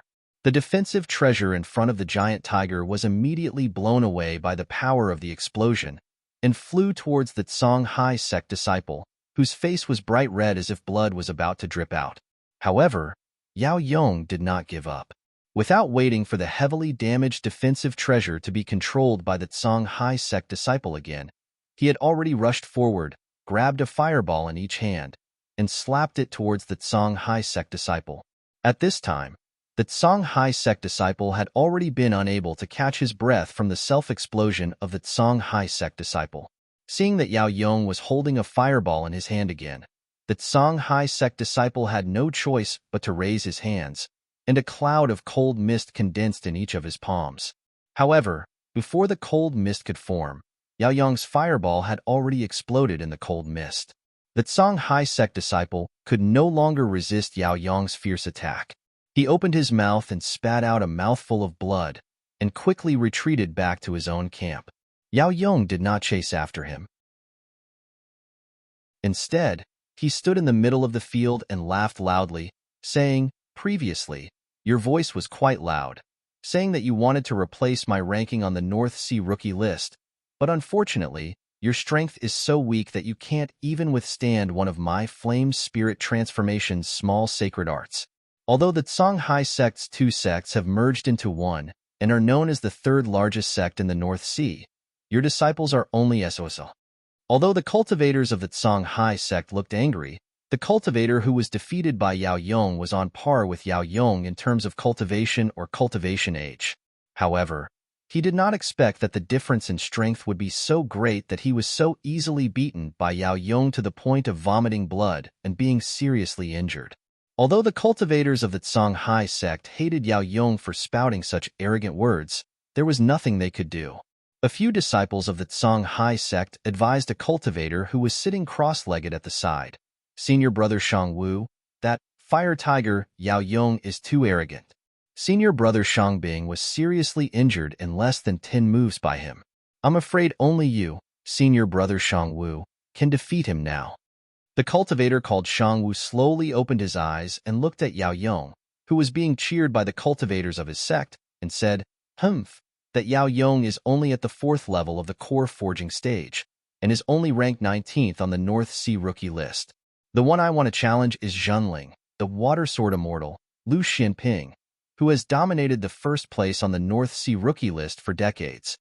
A cultivator at the side smiled apologetically and said, "Senior brother Shang Wu has great ambitions and is far from what we can compare with. However, this fire tiger is too arrogant." Senior brother Shang Hui and Shang Ming didn't come this time.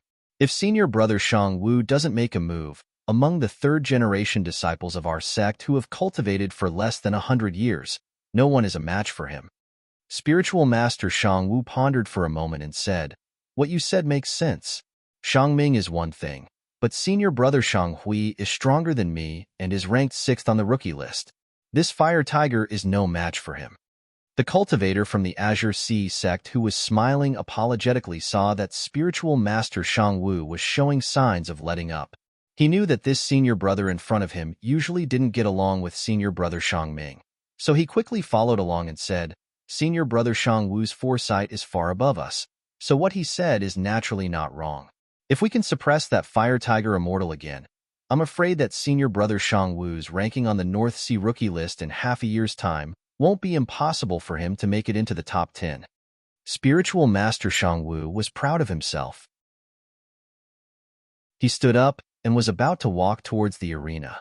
However, at this moment, after Yao Yong hooted in the arena for a while and realized that no one else was coming out to fight, he began to walk towards his own group. Spiritual Master Shang Wu panicked and momentarily forgot to stop Yao Yong. Instead, he raised his hand and threw a hooped sea hoop towards Yao Yong's head. Spiritual Master Shang Wu's true strength was not weaker than Yao Yong's, and Yao Yong had never expected that someone would launch a sneak attack from behind under the watchful eyes of the crowd. For a moment, he was also caught unprepared. Seeing that Yao Yong was unable to withstand Spiritual Master Shang Wu's powerful attack in his haste, and just as the hooped sea hoop was about to land on Yao Yong's head, a figure suddenly appeared beside Yao Yong and pushed him away with a slap. As the hooped sea hoop fell, this figure took Spiritual Master Shang Wu's attack in place of Yao Yong. Crack! The hooped sea hoop suddenly shrunk, and the figure was instantly crushed into pieces by the huge force of the hooped sea hoop. That figure was a puppet. Just now, it had taken Spiritual Master Shang Wu's unexpected sneak attack in place of Yao Yong, but it itself had turned into pieces on the ground.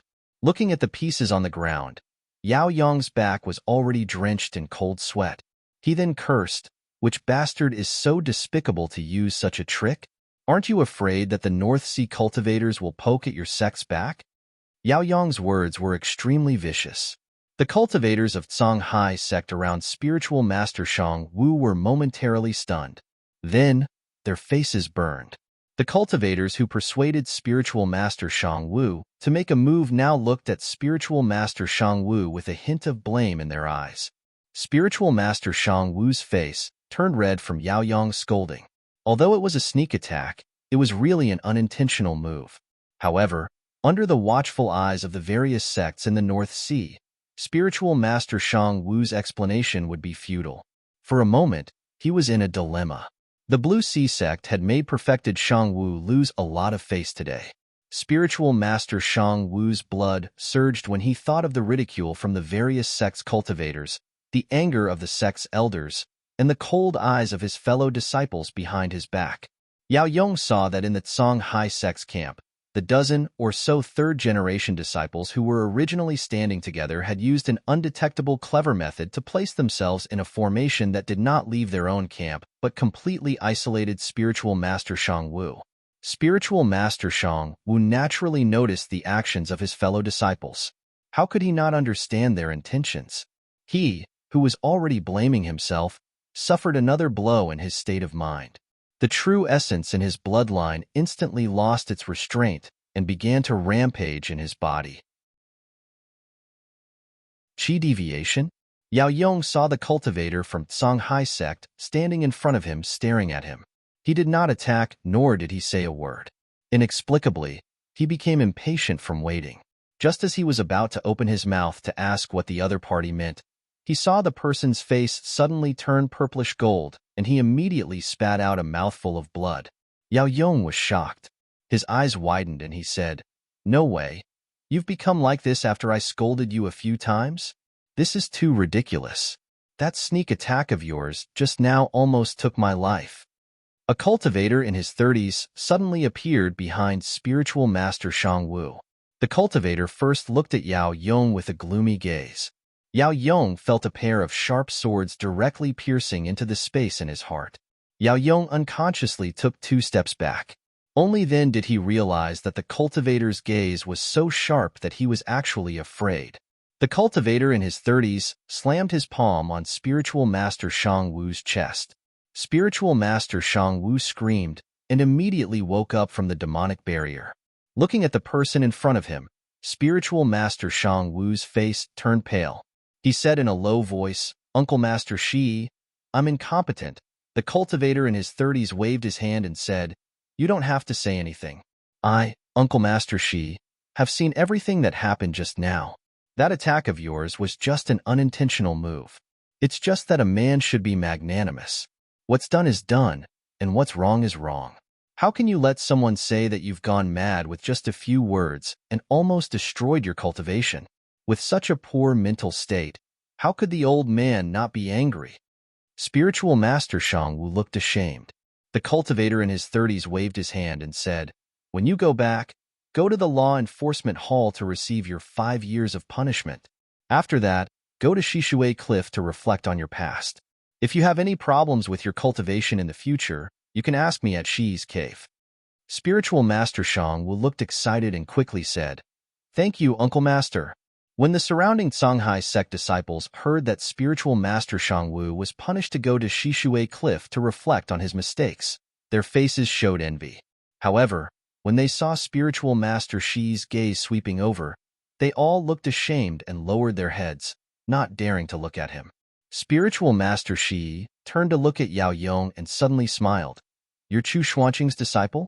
Yao Yong was previously frightened by Taoist Master Shi's gaze and was secretly feeling that he had lost face.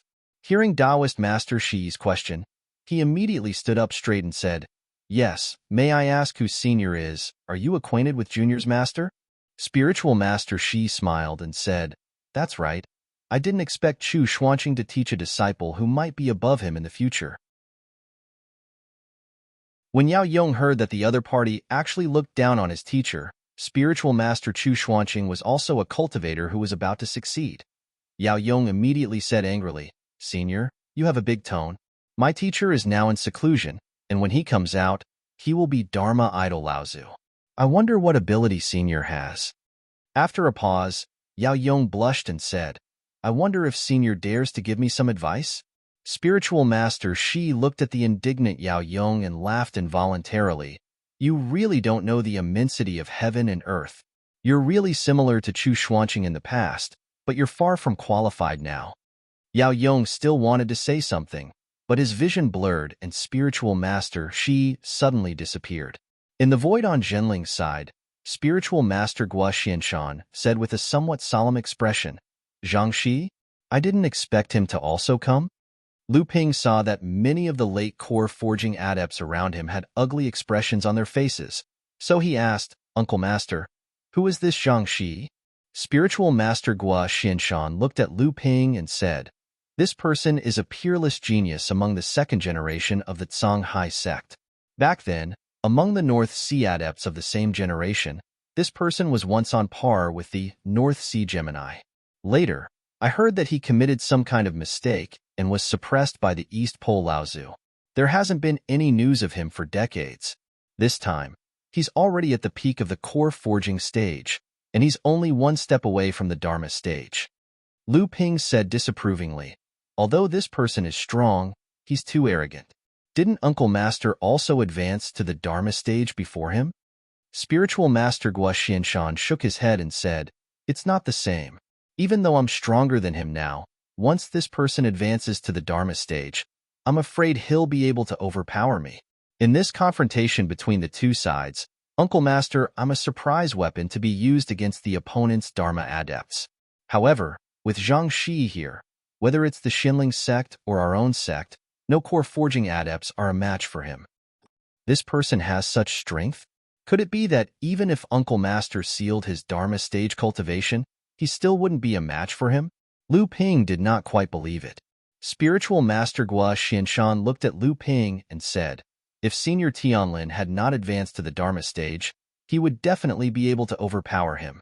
Before Senior Tianling and Junior Tianqin had advanced to the Dharma stage, they could also be on par with him. However, the three of them have been held back by others and could not come. Now that they're all Dharma adepts, There's no way they can compete with him. However, spiritual master Guo Xinshan thought for a moment and said, if Senior Liang Xinfeng was here, he might be able to deal with Zhang Shi. However, he would only be able to deal with him, and it would be impossible for him to win. I can rely on my defense to escape from him, but I'm afraid I'll be injured. When Junior Chu fought with him in the past, he lost to him. Lu Ping heaved a sigh of relief and said, looks like after this person advances to the Dharma stage, Feng Shutao from Xinling sect will most likely not be a match for him. Spiritual Master Guo Xinshan could not help but say, Feng Shutao only trained 100 years earlier than us. Even with my current strength, compared to Feng Shutao before he advanced to the Dharma stage, I'm not that far off. Before Feng Shutao advanced to the Dharma stage, his strength was only on par with Senior Liang Xinfeng.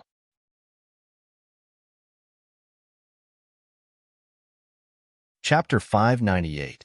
Seeing Zhang Shi's appearance, not only perfected Master Guo Xinshan, but even Tianjiang Laozu and the others frowned. Lu Ping stared in the direction where Zhang Shi had disappeared, deep in thought. Yao Yong retreated from the arena. Immediately after, a few more third-generation disciples from both sides joined in the battle. However, the intensity of the battles was much lower, disappointing many of the late core forging cultivators. Just as a Chongming sect disciple and a Feiyu sect disciple finished their battle, a flying sword suddenly flew out from Xinling sect's camp. The flying sword spun in the air, and countless gusts of cool wind swept out from it. In an instant, ice shards flew everywhere, and a cold mist was blown in all directions by the cool wind. The potholes on the ground caused by everyone's battle were immediately leveled by the flying sword, and a smooth, mirror-like ice field appeared in front of everyone's eyes. Hee, flowing wind sword. Lu Ping chuckled as he looked at the flying sword in the arena. Oh, perfected Master Xian Ju suddenly turned his head and asked, do you recognize this sword, martial nephew Lu? Lu Ping smiled and said, this person is one of the best of Xinling sect's third-generation disciples, Ouyang Wei Jian. Perfected Master Xian Ju smiled and nodded. So it's the Wind Sword Immortal that Xinling sect has been promoting. Back then, Lu Ping was called the Water Sword Immortal because of his battle achievements. The younger generations of the North Sea cultivators were willing to call him by this title. Perhaps Zhengling had secretly pushed for this title, but that was all. Xinling sect was on par with Zhengling in every aspect, and Ouyang Wei Jian was indeed a rare genius. Therefore, they also came up with the title Wind Sword Immortal to promote it in the North Sea. However, this title was given by Xinling sect itself, and it couldn't be compared to Lu Ping's Water Sword Immortal. In fact, Ouyang Wei Jian had been defeated by Lu Ping several times. In fact, from Lu Ping's point of view, Wind Sword Immortal and Water Sword Immortal were secondary. The key was that Xinling sect already had Water Sword Immortal, so why would Xinling sect have to create a Wind Sword Immortal? Not only would Xinling sect copy someone else's ideas without any originality, they would also be looked down upon. Sure enough, Xinling sect had Ouyang Wei Jian. As the leader of the third generation of Xinling sect disciples, Ouyang Wei Jian had cultivated for less than 100 years, but his cultivation was already at the peak of core forging stage 6. He was only one step away from advancing to the late core forging stage. Ouyang Wei Jian swept his long sword horizontally and glanced at Xinling sect's camp, but he didn't see the person he wanted to see the most. He couldn't help but feel a little disappointed, but he still shouted, I wonder if Brother Lu Xinping has arrived? It's been a long time since we last met. I wonder what realm Brother Lu's swordsmanship has reached? Today, I'm here to learn from you. As soon as Ouyang Wei Jian appeared, the third-generation disciples in both camps were in an uproar. Ouyang Wei Jian was ranked second on the North Sea rookie list, second only to Lu Ping. Just like Lu Ping, Ouyang Wei Jian's position on the rookie list was also extremely stable. No one had been able to shake his position for more than a decade. Among the rising stars in the North Sea, Ouyang Wei Jian's reputation was second only to Lu Ping's. Coupled with Xinling sect's deliberate promotion, Ouyang Wei Jian challenged many mid-stage core forging stage experts from various sects in the North Sea. He even challenged late-stage core forging stage cultivators several times. Although he didn't achieve the same result as Lu Ping, who killed a 7th-layer core forging stage demon cultivator with a cultivation of 5th-layer core forging stage, he was able to escape unscathed from a late-stage core forging stage cultivator regardless of the outcome. The Wind Sword Immortal challenging the Water Sword Immortal was something that the third-generation disciples were very interested in. All along, the Water Sword Immortal, Lu Ping, had been a lofty existence in the rookie list. Cultivators like Songhai Sect's perfected Shang Wu who wanted to challenge Lu Ping were undoubtedly ridiculous in the eyes of the cultivators in the top 10 of the rookie list. It wasn't impossible to challenge Lu Xianping, but one had to have the strength to challenge a late-stage core forging stage cultivator first. In the North Seas rookie list, the only one who could challenge Lu Xianping was Ouyang Weijian. Ouyang Weijian was very disappointed when he didn't see Lu Ping in Zhenling's group. He smiled and said, "What a pity. I thought I could have a chance to spar with Brother Lu's swordsmanship, but it seems I won't have the chance. It's a pity that other than Brother Lu, no one in Zhenling is worthy to spar with me." In the void above Zhenling's group, not only the late-stage core forging stage second-generation disciples, but even Xian Hui, Xian Zhu, and the other late-stage core forging stage third-generation disciples also looked at Lu Ping. Unexpectedly, Lu Ping just smiled and acted as if he didn't hear Ouyang Weijian's provocation. Xianzhu Daoist couldn't help but say, "This Ouyang Weijian is too arrogant. He really thinks he's a sword immortal. Junior Brother Lu, are you going to let this Ouyang Weijian continue to be so arrogant?" Lu Ping looked at Xianzhu Daoist and couldn't help but laugh. He shook his head and said, "It's not worth it." Xianzhu Daoist was stunned. He didn't know what Lu Ping meant. However, the other late-stage core forging stage cultivators looked a little disappointed. Only the 4 Laozu and Daoist Guoxianshan, whose cultivation was sealed, knew what Lu Ping meant by "it's not worth it." Before Lu Ping advanced to the late-stage core forging stage, his cultivation had always been lower than Lu Ping's. At that time, he was already not Lu Ping's opponent. Now that Lu Ping's cultivation had surpassed Ouyang Weijian and advanced to the late-stage core forging stage, Ouyang Weijian was no longer qualified to be called an opponent in Lu Ping's eyes. When Lu Ping came to Frost Island, many cultivators in Zhenling had seen it. Although they didn't know why Lu Ping didn't come out to fight, Ouyang Weijian's repeated provocations had long since aroused the indignation of the cultivators in Zhenling. Ji Xianxian jumped out from Zhenling's group, pointed at Ouyang Weijian and said, "Ouyang Weijian, you sure talk big. As far as I know, you've lost to senior brother Lu more than once. Now, you're shamelessly boasting that no one in the same generation can spar with you. May I ask Brother Ouyang, do you know what shame is?" Ji Xianxian usually looked obedient and quiet, but when he flew into a rage, his mouth was never ambiguous when it came to insulting others. These insults that seemed to expose one's past immediately angered Ouyang Weijian. Back then, during Laozu Lu Tianling's Dharma Manifestation Assembly, Ouyang Weijian, who had advanced to the mid-stage core forging stage, was defeated by Lu Ping, who had merely reached the 3rd level of core forging stage. Although Ouyang Weijian's previous words were meant to provoke Lu Ping, they were still arrogant words. Ji Xianxian was delighted when he saw that his words had angered Ouyang Weijian to the point that his entire body was trembling. He continued to say, "With senior brother Lu's current cultivation, I'm afraid it's beneath him to fight you. If you continue to provoke me, then I'll reluctantly fight you." Ouyang Weijian laughed out of extreme anger and said, "Ji Xianxian, you sure have a good plan. Do you think you can take advantage of me by angering me? Then I'm afraid I'll have to disappoint you. I, Ouyang Weijian, might not have improved in challenging the experts of the Northern Sea in these past few decades, but it hasn't reached the point where I'll lose my reason with just a few words from you." Ji Xuanchuan's heart sank, yet he still said, "Ha, it's not the first time we've fought. Today, allow me to experience Brother Ouyang's great moves once more." Ouyang Weijian glanced at Ji Xianxian in disdain and said, "It's not that I'm looking down on you. If Yin Xianchu was here, then the two of you might really be able to fight me together. But now that Yin Xianchu has been expelled from the sect by Zhenling, only you, Ji Xianxian, are left of the so-called Zhenling twin heroes. I, Ouyang Weijian, really can't look down on you."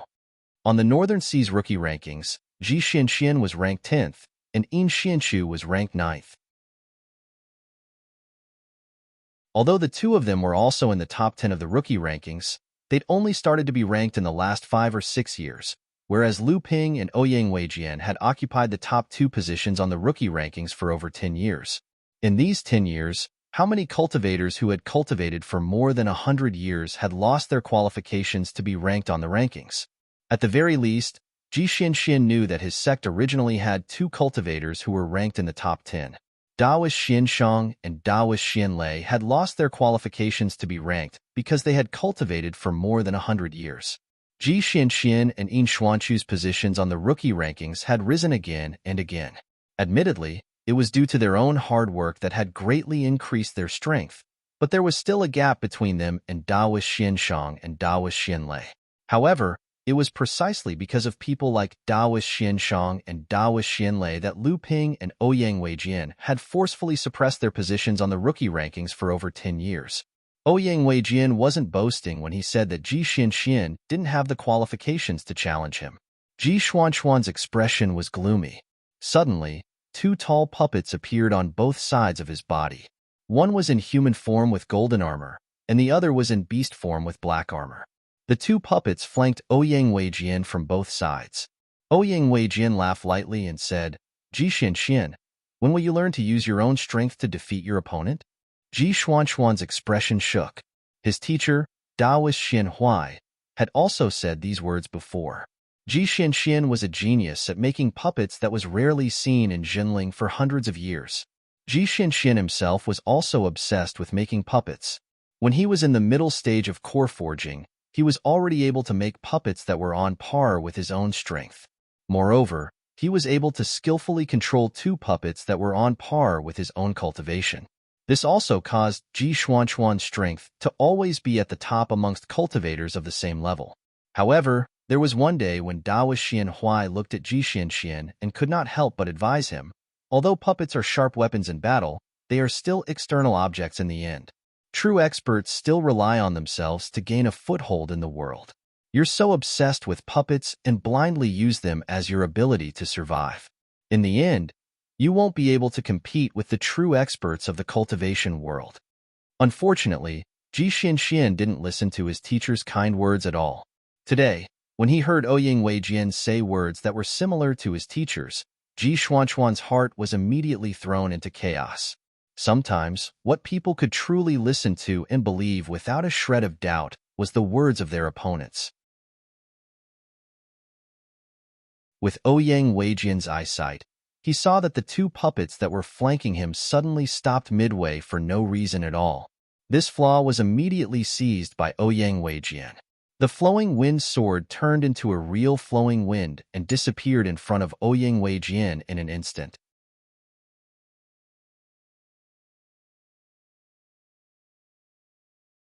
Chapter 599.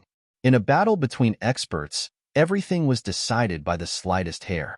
Ouyang Weijian had accurately pointed out the biggest flaw in Ji Xuanchuan's cultivation, causing him to feel as if he had been struck by lightning.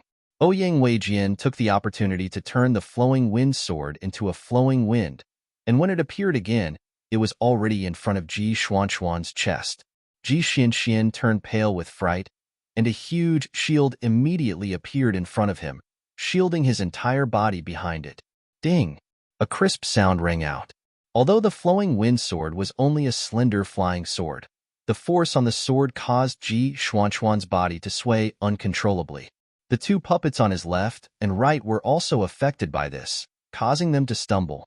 Ji Xuanchuan's strength was originally inferior to Ouyang Weijian's, and now that he had lost the initiative, he was immediately suppressed by Ouyang Weijian. Fortunately, Ji Xuanchuan's strength had increased over the years, and with his cultivation at the 5th level of core forging, Ouyang Weijian wouldn't be able to completely defeat him in a short period of time. Even so, the cultivators in both camps could see that Ji Xuanchuan's defeat was only a matter of time. Lu Ping frowned as he watched the battle between Ouyang Weijian and Ji Xianxian below. At this moment, although Ji Xuanchuan's cultivation had already advanced to the 5th level of core forging, from the aura around him, it was obvious that he hadn't advanced for long. Ji Xianxian and Yin Xuanchu's cultivation had always been similar, but in the past few years, In Xuanchu's growth and strength in the Eastern Sea had far surpassed Ji Xuanchuan's.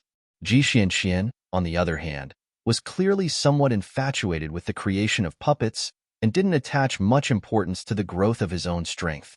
However, this was more or less the tradition of the puppet pavilion.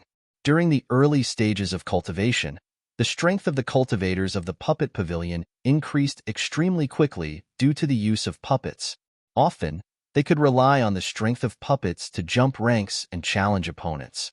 It was precisely because of this that the cultivators of the puppet pavilion were infatuated with refining even more powerful puppets, neglecting that the growth of one's own cultivation was the foundation for a cultivator to gain a foothold in the cultivation world. With the growth of a cultivator's cultivation base, a cultivator's strength would become more reliant on their mastery of magic techniques and life-bound magic treasures. Puppets, which could only be used for fierce attacks, would become increasingly less useful to cultivators. As for the cultivators from the puppet pavilion, they gradually lost their advantage when compared to cultivators of the same level. Not only did Ouyang Weijian's flying sword turn into a stream of wind, his body had also turned into a stream of wind that was everywhere, causing Ji Xianxian to have no way of grasping his whereabouts. The two puppets in his hands were being toyed with by Ouyang Weijian in midair, while Ji Xianxian himself had become the target of Ouyang Weijian's flowing wind sword. He could only rely on the huge shield in his hand to desperately block. However, under the piercing attacks of the flowing wind sword, the shield in Ji Xuanchuan's hand finally couldn't hold on any longer. Cracks began to appear on the surface. Ji Xianxian knew in his heart that if this continued, then he would lose without a doubt. So he called back the two puppets to protect his left and right, whereas he himself retreated towards Zhenling's side. Yet he said, "Ouyang Weijian, consider yourself formidable today. Once I return to cultivate for a while, I'll surely beat you to the point of kneeling and begging for mercy next time." Humph! Ouyang Weijian let out a cold snort. The flowing wind sword in his hand suddenly turned into 18 streams of wind, intercepting the retreating Ji Xianxian from all directions. This was one of the two great divine abilities contained within the merry 18 swords of wind that Ouyang Weijian grasped, and it was called the Great Wind Divine Ability. Obviously, he didn't want Ji Xianxian to escape so easily. What Ji Xianxian said just now was actually admitting defeat. It was just that Ji Xuanchuan's mouth had always been vicious, and he wasn't willing to admit defeat. If he called the cultivators from the other sects, they might stop on account of Zhenling, but Xinling's sect wouldn't, and Ouyang Weijian even more so. Ji Xianxian was an outstanding figure amongst Zhenling's third-generation disciples, so Ouyang Weijian had already made up his mind that he wouldn't let Ji Xianxian escape unscathed. Countless sword whistles came from all around Ji Xianxian as 18 different wind swords attacked Ji Xianxian. Ji Xuanchuan's expression changed greatly, and one of his shields suddenly turned into 6 pieces that revolved around Ji Xianxian, protecting him within. However, the two puppets around him didn't even wait for him to withdraw before they were smashed into pieces by the tyrannical sword intent contained within the omnipresent flowing wind.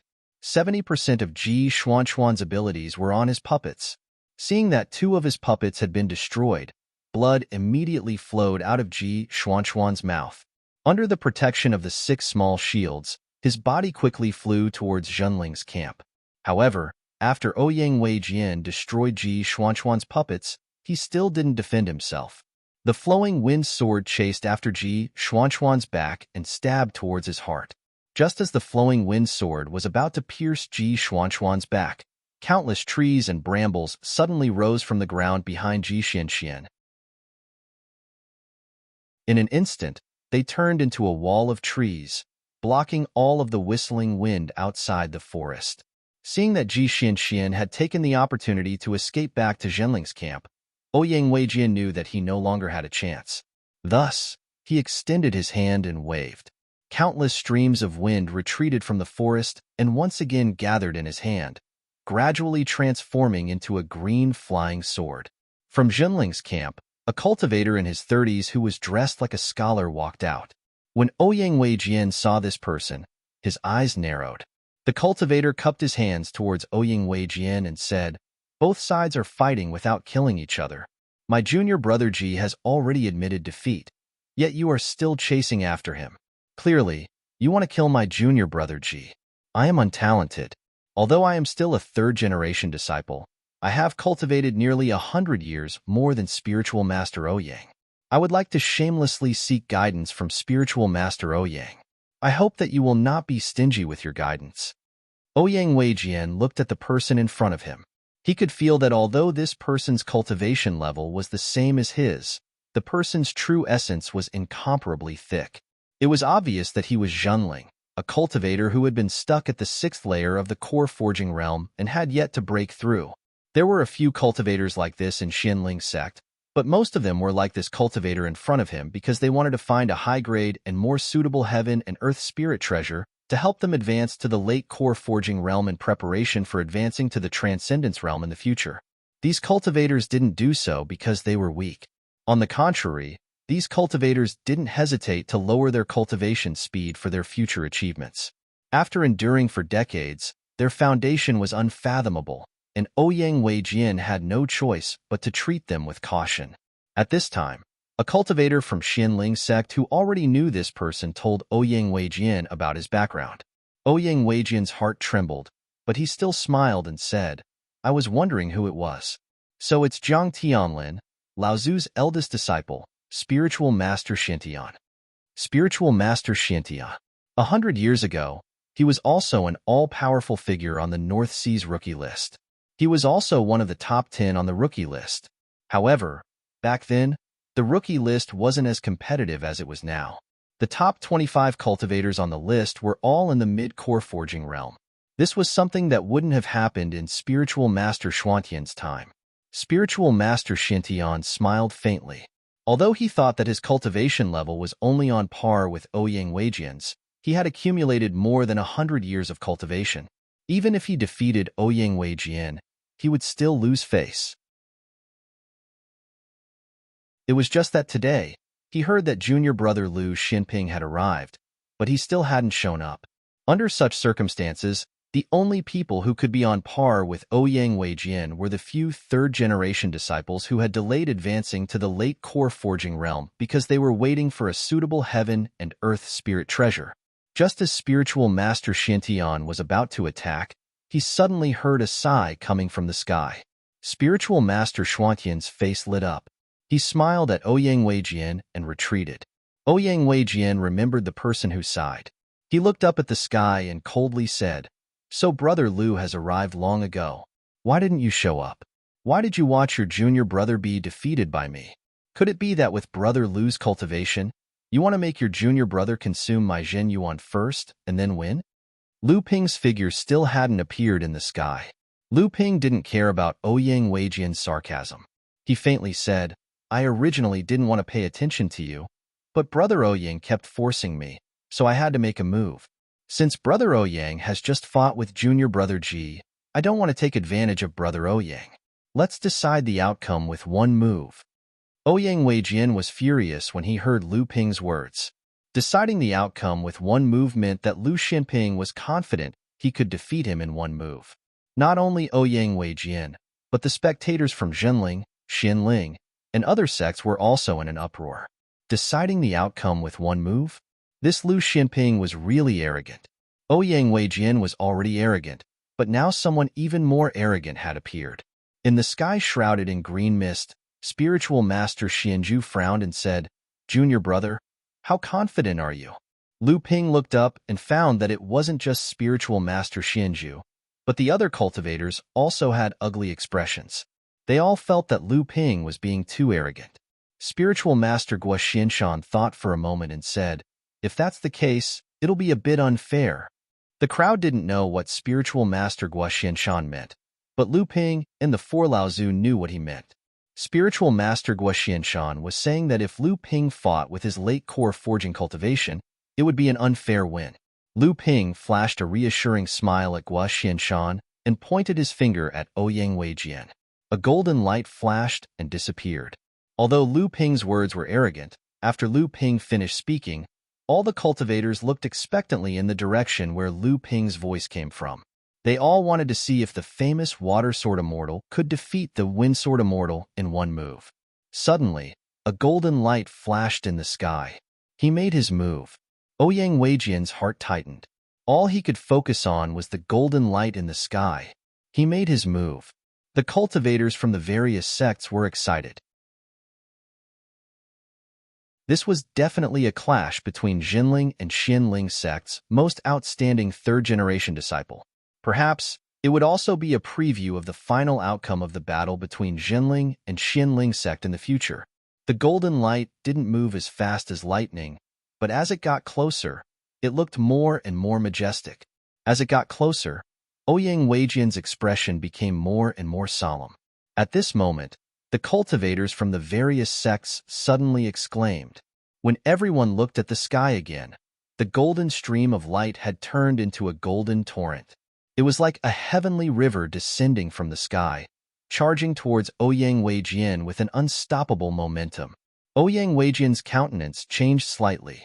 He saw the loud sound of flowing water slapping against the reefs suddenly ring out in the golden sky.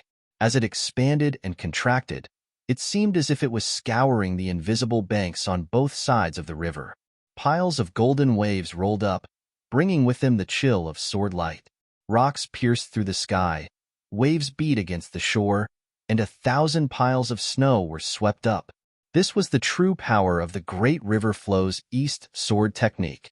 This was the true power that Lu Ping had comprehended from the process of celestial phenomenon Laozu, fighting against the lightning tribulation river. The true great river flows east was a combination of rocks piercing sky sword technique, raging waves crashing shore sword technique, and 1,000 piles snow sword technique. Only then could the true power of this set of sword techniques be unleashed and become a powerful sword technique. In the past, Lu Ping hadn't completely figured this out. Lu Ping had only used the 6 sword techniques recorded in the North Sea Wave listening formula to practice, and Lu Ping had indeed made a name for himself with these 6 sword techniques, gaining the illustrious reputation of the Water Sword Immortal. However, at this moment, Lu Ping suddenly realized that he had been completely wrong. His own swordsmanship had taken a detour. These 6 sword techniques were learned step by step. Although Lu Ping practiced them from easy to difficult, he had always neglected the connection between them. Lu Ping hadn't even comprehended the true Great River Flows East sword technique before he started to practice the 100 Rivers into the Sea sword technique that he shouldn't have practiced in the first place. What's more, he had even practiced the 100 Rivers into the Sea sword technique into a powerful sword technique. This couldn't be blamed on Lu Ping. The creation of these 6 sword techniques was obviously the process of the growth of a river. Small streams accumulated into a big river, and the ocean converged into 100 rivers. However, Lu Ping was born in the North Sea. There was no river here for Lu Ping to observe and comprehend. There was only the vast ocean, the surging wind and waves. Although Lu Ping hadn't seen the true vastness of the great river flows east, he had first comprehended the 100 rivers into the sea from the boundless ocean. It was unknown whether it was Lu Ping's fortune or misfortune. However, at this moment, Lu Ping's desire to go to the Central Plains was extremely strong. What kind of scene would the true Great River Flows East look like? How was it different from the boundless ocean? Was the true 100 Rivers into the Sea sword technique really the power of a powerful sword technique? With just the Great River Flows East sword technique, Lu Ping hadn't seen the true majestic scene of the Great River Flows East. He had only observed the celestial river formed by the tribulation lightning and was able to comprehend such a powerful divine power. If Lu Ping could personally go to the Central Plains to take a look at the winding flowing Flower River and the setting Sun River, which was known as the longest river in the Central Plains, how much would his swordsmanship improve? If he could go to the estuaries of the flowing Flower River and the setting Sun River to see the true scene of the 100 Rivers into the Sea sword technique, to what extent would his 100 Rivers into the Sea sword technique improve? Lu Ping suddenly had a premonition that the 100 Rivers into the Sea sword technique wasn't something that could be reached with just a single great divine power. A muffled groan suddenly came from below, interrupting Lu Ping's thoughts. Lu Ping looked down and saw that Ouyang Weijian had long been submerged in the golden celestial river. A strange smile appeared on Lu Ping's face. Under the shocked gazes of Taoist Xianzhu, and even Taoist Guoxianshan. He waved his hand and dissipated the golden celestial river. Ouyang Weijian came out in a sorry state. His eyes were filled with disbelief and fear. The surrounding cultivators were completely silent. He really defeated Ouyang Weijian in a single move. They were both at the 6th layer of the core forging realm.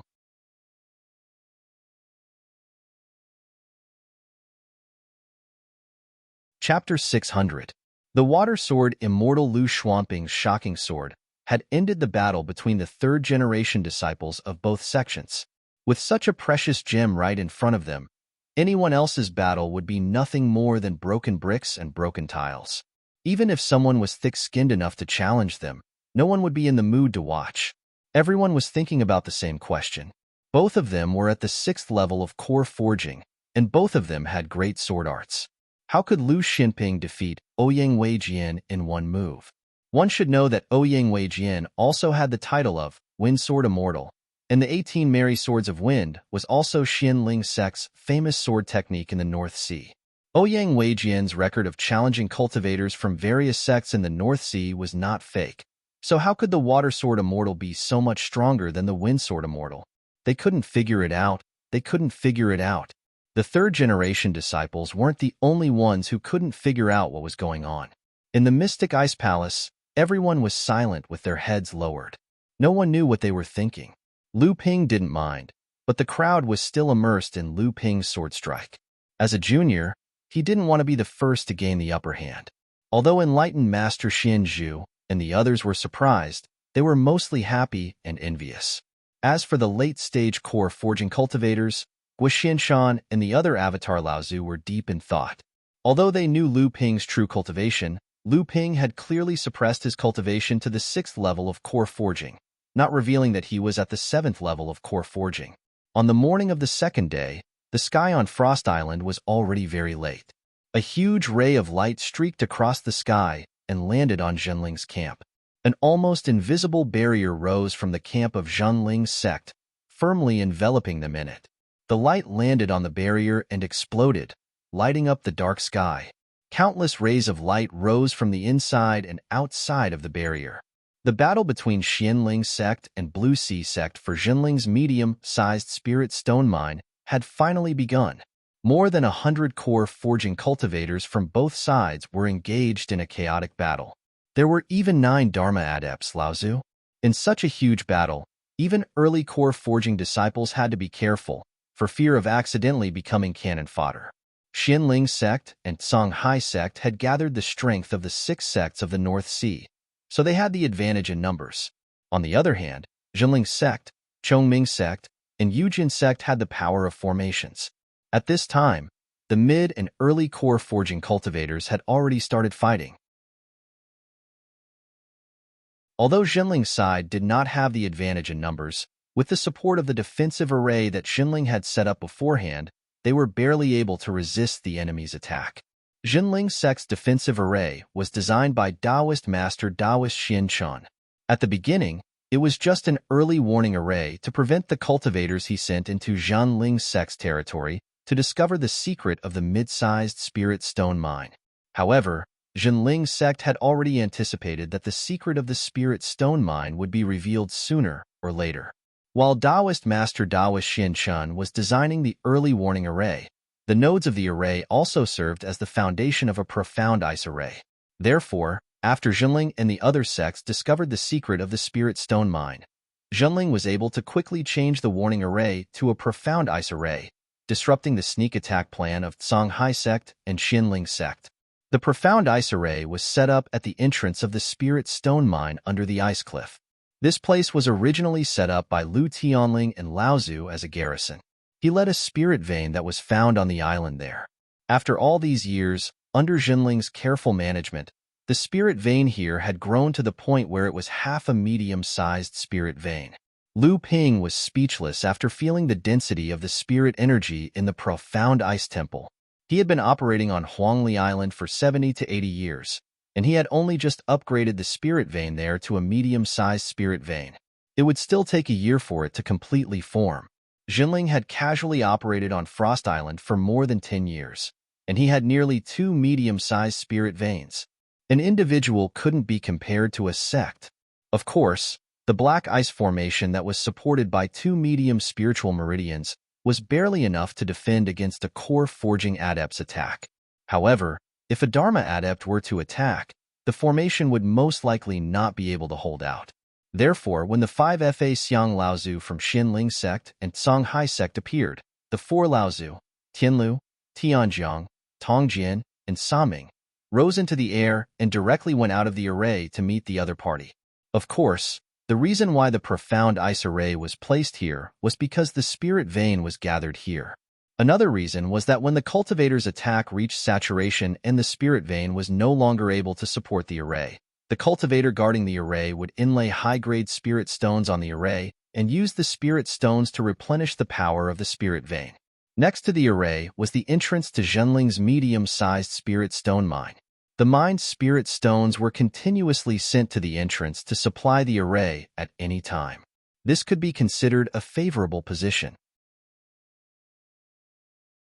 Moreover, once Zhenling's defense was broken, this spirit stone mine would fall into the hands of other sects sooner or later. Therefore, it was better for Zhenling to overload the spirit stone mine now. If the defense succeeded, then it would be fine, but even if it failed, it wouldn't leave any benefits for the other sections. Just as the 4 Laozu exited the array, 4 ice crystal-like shields separated from the profound ice array and formed a crystal shield that protected the 4 Laozu in the center. This was one of the functions of the profound ice array. It allowed some cultivators to borrow the protective power of the array after they exited the array. This way, the cultivators could avoid being attacked passively behind the protective array. This way, the cultivators could be more flexible in dealing with attacks from other places. However, this method of borrowing the power of the array would not only reduce the protective power of the array, but the cultivators who left the array would also not be able to fly too far away. Otherwise, the crystal shield around the cultivator would be broken, and it would be difficult to borrow the protective power of the array. After the 4 Laozu from Zhenling's side flew out of the array, 4 faintly discernible crystal lines extended out from the profound ice array and connected with the crystal shield around the 4 Laozu's bodies. It was as if the 4 crystal lines were the foundation of the crystal shield around the 4 Laozu's bodies. After the 9 Laozus disappeared into the sky, the entire sky suddenly changed. One moment, it became fiery red, as if fiery meteors were about to fall. The next moment, it became pitch black, as if the darkness had returned. A moment later, dark clouds rolled in the sky. A moment later, the clouds were about to disperse. In an instant, a clap of thunder fell from the clear sky. However, after the lightning, it was followed by bowl-sized snowflakes. When the Dharma idol Laozu attacked, it was always accompanied by various celestial phenomena. The moment the Dharma idol Laozu made his move, the cultivators on both sides stopped their attacks. However, a moment later, no one knew who made the first move, but the array surrounding Zhenling's side was once again thrown into chaos. A few cultivators from Xinling sect and Songhai sect, who thought they were smart, saw the 4 crystal lines that connected the crystal shield around Dharma idol Laozu's body. Their eyes darted around and they thought that if they cut the 4 lines, the Dharma idol Laozu's side would lose a layer of protection. Without the crystal shield, the Dharma idol Zhenling side would have one less person to rely on. Wouldn't the Dharma idol Laozu's side lose a layer of protection? The Dharma idol Zhenling's side was already down by one person. Wouldn't the Dharma idol Laozu's side be completely defeated? At that time, wouldn't they have made a great contribution? The few cultivators looked at each other and immediately realized what they were thinking. They shouted in unison, shook the Dharma treasures in their hands, and slashed at the 4 lines. Zhang Shi of the Songhai sect, who was looking for perfected Gua Xinshan to fight, saw the foolish actions of these people and hurriedly shouted, "No." However, it was already too late. The few mid-core forging adepts who dreamed of making a great contribution and receiving a reward from the Dharma idol had just landed their Dharma treasures on the lines when they felt an irresistible inner yuan attached to the lines. The inner yuan bounced back at their Dharma treasures. The expressions of the few cultivators changed. Without waiting for them to do anything, they retracted the Dharma treasures in their hands. These few Dharma treasures were shattered by the strong inner yuan that bounced back at them. The few cultivators instantly suffered serious injuries because their Dharma treasures were destroyed. The three mid-core forging adepts who were afraid that they would not be able to cut the lines even used their own Dharma treasures. Their injuries were even more serious. The few cultivators on Jinling's side had originally seen these people trying to cut the four lines and had hurriedly rushed over to stop them. However, they were one step too late. They did not expect that although the four lines looked thin, they were actually the inner yuan of a Dharma adept. How could they possibly cut them? The few cultivators on Jinling's side did not manage to stop them in time. Instead, they ran into the enemy cultivators who had been injured by the inner yuan of a Dharma adept. How could Jinling and the other cultivators let go of such an opportunity? Instantly, they rushed forward and chopped the more heavily injured cultivators into meat paste. Zhang Shi wanted to go forward to help them, but unexpectedly, perfected Guoxuanshan's strength had suddenly increased, and he was actually able to slow Zhang Shi down. Zhang Shi made a sound of surprise and said, "After not seeing each other for decades, I was already surprised that you, Guoxianshan, had reached the peak of the core forging stage. I did not expect you to have hidden your true strength. This is really impressive." Perfected Guoxianshan smiled slightly and said, "Brother Zhang, you have not been bad all these years. All these years, Xianshan has only relied on the early arrival of the clumsy birds. How can I compare to a peerless genius like Brother Zhang?" Zhang Shi's 5 fingers twirled in midair, and a small hill that had appeared above his head was instantly smashed into pieces. He casually waved his sleeves, and the dust that had fallen from midair was instantly swept away. Then, he sighed softly and said, "What peerless genius? Originally, I was confident that I would not lose to Jiang Tianlin, but in reality, I was on par with Lu Tianling and Mei Tianqin." Unexpectedly, after not seeing each other for decades, the three of them have already reached the Dharma stage, and I am still one step behind. Perfected Guoxianshan did not speak anymore and began to focus on the battle with Zhang Shi. Although perfected Guoxianshan had sealed his own cultivation and could only fight with Zhang Shi at the peak of the core forging stage, he was still a true Dharma adept Laozu. Even if he was fighting with a peak of the core forging stage, his strength was still much stronger than when he was at the peak of the core forging stage. However, the truth was that Zhang Shi had the upper hand at this moment. When the cultivators on Zhenling's side saw that the 4 threads that connected Laozu to their side could not be cut off, many of the more courageous cultivators flew out of the formation and were immediately covered by a layer of crystal shields.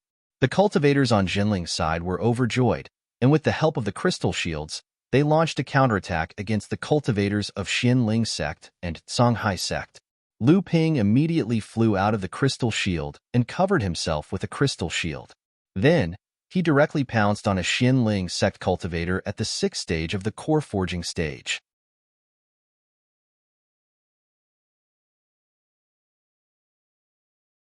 Chapter 601. Lu Ping's interest was piqued. He immediately flew out from the crystal barrier and covered himself in a crystal barrier. Then, he pounced on a Xianling 6th layer core forging realm cultivator. The Xianling sect cultivator had just defeated a Jinling cultivator and had just cast a spell on the Jinling formation. Just as he was about to cast a second spell, he sensed that someone was charging at him. The Xianling cultivators hurriedly cast out their mystic treasures and prepared to fight the newcomer. But when they looked up and saw Lu Ping flying towards them, they shivered in fright. They hurriedly cast out their mystic treasures and attacked Lu Ping with all their might, but at the same time, they hurriedly retreated to their own camp. What a joke! Fighting someone who could defeat Ouyang Weijian in one move, isn't that courting death? Lu Ping slashed the flying Dharma treasure away with his sword, and the fleeing cultivator's body swayed. Even if this Dharma treasure wasn't his natal Dharma treasure, it must have been refined for a long time. However, the cultivator still didn't dare to stop. He didn't even have time to retrieve the Dharma treasure that Lu Ping slashed away. He flew straight towards his own camp. Lu Ping seemed to suddenly remember something. With a flash of light, a small boat suddenly appeared under his feet. Then, with a flash of light, Lu Ping appeared behind the Crystal Palace cultivator. The fleeing cultivator suddenly felt a cold wind blowing at his back. Turning his head, he saw nothing but golden light. The cultivator only had enough time to close his eyes. After that, he did not open them again. The golden scale sword flicked the cultivator's storage Dharma treasure into Lu Ping's hand. Then, he heard a shout from the side. "Arrogant brat, let me fight you." When Lu Ping turned around, a 7th-stage core forging sect cultivator from Songhai sect flew to Lu Ping's side with a sinister smile. Lu Ping narrowed his eyes. This person had a good plan. Not only did he target Lu Ping's 6th-stage core forging realm cultivation, but before he shouted, he had already pounced towards Lu Ping. When Lu Ping turned around, the Dharma treasure in his hand was already inches away from Lu Ping. In the friar's view, Lu Ping couldn't escape. As long as he killed this person, it didn't matter if he was bullying the weak. Don't forget that this person had once killed a 7th-stage core forging realm cultivator. Although the friar was a 2nd-generation disciple of the Songhai sect, it wasn't too much for him to make a move now. However, the Songhai sect cultivator saw Lu Ping's contemptuous smile. His heart sank, but his expression became colder. The flying shuttle that was about to pierce Lu Ping's body suddenly accelerated and went straight towards Lu Ping's core space. Lu Ping's divine sense was tyrannical. How could this Songhai sect cultivator's sneak attack escape his detection? However, even though Lu Ping had the protection of the crystal array formation, it wasn't to the point where it would waste the spiritual power of the array formation to be attacked wantonly. A golden light flashed in an instant, and the golden scale sword, which was launched later, arrived first. The sword slashed at the tail of the flying shuttle, immediately deviating the flying shuttle's piercing direction. The flying shuttle evaded Lu Ping and directly pierced towards a Ling Gu sect disciple in the distance. The Songhai sect cultivator was startled and hurriedly used his divine sense to recall his flying shuttle. However, just as his divine sense spread out, he suddenly felt as if he had suddenly hit an iron wall. Lu Ping's divine sense was like a hammer that fiercely struck the Songhai sect cultivator's divine sense. Just as the Songhai sect cultivator was dizzy from Lu Ping's divine sense attack, he vaguely saw a blue brilliance suddenly flash in front of him. Then, the cultivator suddenly felt like he had become a deflated balloon. Whether it was spiritual essence, blood meridians, or life force, they all dissipated at an extremely terrifying speed. Lu Ping made a withdrawing motion in the air with satisfaction, but there was nothing in front of him. Nothing appeared. Although everyone had heard that Jinling's water sword immortal had once killed a demon cultivator who had just advanced to the 7th core forging realm with a cultivation of the 5th core forging realm, most people didn't believe it at first. However, in the end, with many witnesses on Huangli Island, they had no choice but to believe it.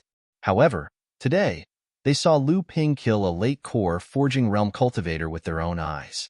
This Songhai sect cultivator was not someone that Master LV Hai, who had just advanced to the 7th core forging realm, could compare to. Not to mention, a few years ago, Lu Ping had risked his life to kill Master LV Hai, but now, it had become so easy. How fast did Lu Shuangping's strength grow? Due to Lu Ping's ferocity, cultivators below the 7th core forging realm began to avoid him. As for the 8th and 9th core forging realm cultivators, they were entangled with the late core forging realm cultivators on Jinling's side. They had no time to pay attention to anything else. As a result, it gave Lu Ping the impression that he could go on a rampage on the battlefield. At this time, the number of cultivators from Xinling sect and Songhai sect attacking Jinling was more than double the number of cultivators from Jinling. However, Jinling relied on the power of the array formation to resist the combined attack of the 6 sections. Especially with the help of the profound ice array designed by Master Xin Chun, many of the cultivators from Jinling's side had no worries, and in a short period of time, they were able to counterattack. Lu Ping used the speed of the spirit-nurturing treasure under his feet to quickly shuttle around Jinling's defensive array formation, saving 3 cultivators on his side. At the same time, he killed 2 mid-core forging realm cultivators and severely injured a 6th core forging realm cultivator. However, at this time, a cultivator who was not afraid of death finally slashed at the thin threads of the profound ice array formation with his magic treasure. Bang! Although the cultivator's magic treasure was repelled, this time the rebound force was unable to cause any damage to him. The coldness in Lu Ping's eyes instantly turned cold, and he wanted to rush forward to kill him. However, this person was very vigilant. When he saw Lu Ping rushing over, he quickly retreated back to his own camp. No matter how confident Lu Ping was in himself, he didn't think that he would be able to escape unscathed from the encirclement of the other party's camp. When the Lingu sect disciple who retreated to the camp saw that Lu Ping didn't chase after him, he immediately relaxed. At the same time, he shouted, "Not all of the array formation's threads are invincible. The strength of the threads is determined by the cultivator's cultivation." Since the beginning of the battle, Jinling's side had not fallen into a disadvantageous position by relying on their protective array formation. However, after that Lingu sect cultivator guessed the function of the threads, the opposing cultivators all surged forward, preparing to attack the threads of the array formation. They would first shatter the profound ice barriers of the other cultivators. Taoist Master Xianju, who was in charge of the affairs of the core forging cultivators, saw that the other party had already noticed the effect of the thread. At this time, there were still many cultivators who turned a blind eye to the dissipation of their protective barriers. The disciples whose threads have been cut quickly returned to the array formation. All the cultivators below the mid-stage core forging stage quickly returned to the sect. The operation of the array formation is too strenuous. The array formation is about to weaken. Bang, bang, bang. The threads behind several mid-stage core forging cultivators were cut. Without the protection of the array formation, the cultivators on Jinling's side quickly suffered casualties. After a cultivator from the Ocean Flame sect avoided the relentless pursuit of a few Jinling disciples, he coldly looked at the protective array formation in front of him. The magic treasure in his hand whistled through the air, causing the entire array to shake. The eyes of the cultivator from the Ocean Flame sect lit up, and he immediately shouted, "Attack their array formation. Ignore those who walk out of the array formation. The more cultivators that walk out, the weaker their array formation will be." By now, Jinling's side had also realized the problem.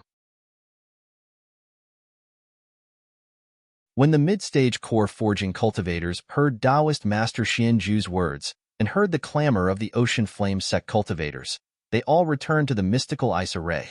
Without these cultivators weakening the array formation, the power of the mystical ice array increased once again. A cultivator from the Shui Yin Pavilion also broke through the blockade of Jinling's side. He struck the mystical ice array with his magic treasure, but it only caused a shallow ripple. It was far less effective than the attacks of the Ocean Flame sect cultivators.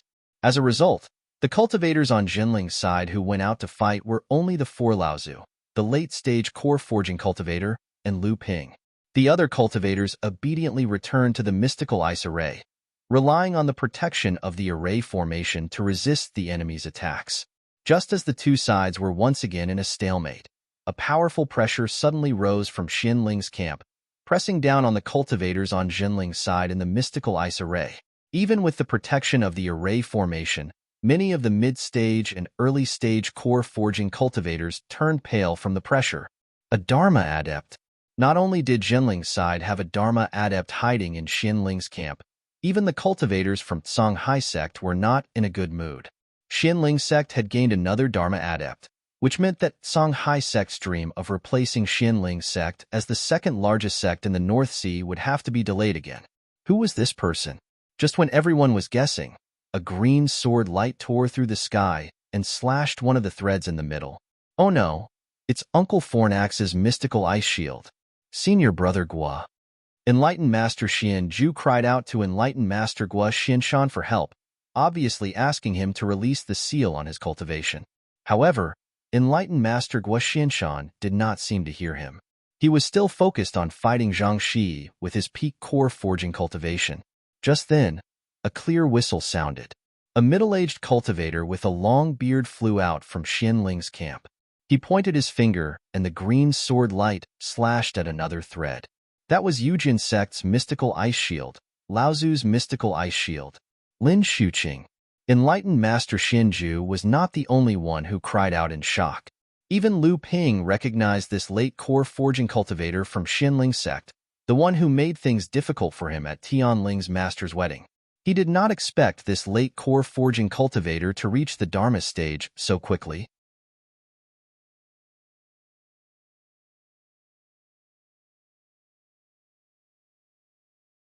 Chapter 602. Lin Shuqing had already reached the Dharma stage, and Xianling sect now had 7 Dharma adepts, Laozu. The moment Lin Shuqing appeared, the Xianling sect cultivators cheered and their morale soared.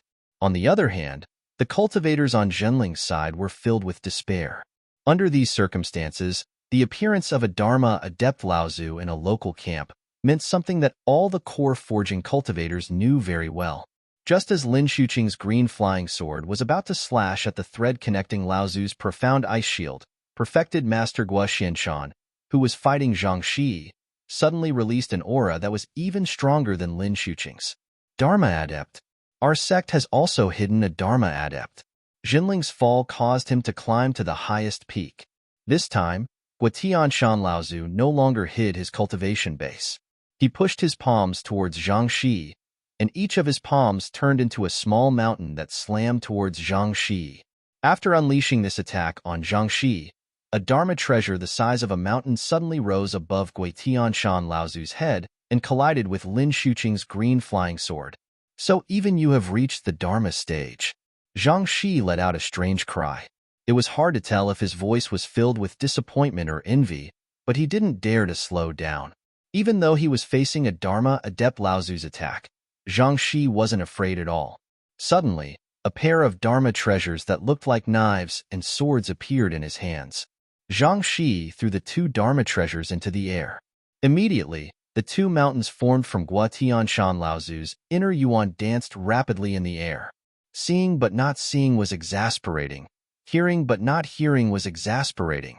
The 2 rapidly dancing blades did not make any sound, nor did any divine power come from the 2 blades.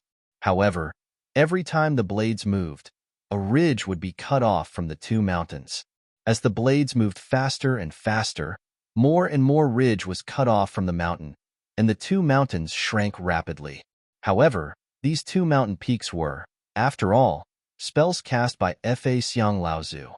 Although Zhang Shi's cultivation was second to none in the core forging stage, as the mountain continued to shrink, it became more and more difficult for the 2 sharp blades to cut through the mountain peaks. Lin Shuqing's green flying sword was hit by the flying peak, a spirit-nurturing magic treasure of Guo Tianshan Laozu. It hurriedly used the flying sword's agility to dodge. However, the flying peak had already condensed a second spirit-nurturing magic treasure. Although the green flying sword was also a spirit-nurturing magic treasure, before it could dodge, the flying peak, which was originally 1 foot tall, suddenly grew to 3 feet tall. A yellow light poured down from the flying peak, enveloping the green flying sword in one fell swoop. The green flying sword dashed left and right in the yellow light, but it couldn't break free from the flying peak. On the other side, Zhang Shi saw that he was about to be hit by the 2 mountains, but he suddenly put his hands together, and the 2 flying swords that were dancing in the air like gyroscopes suddenly merged together, turning into a sharp blade. The sharp blade shot out a blade light that was 180 feet long and 3 feet wide.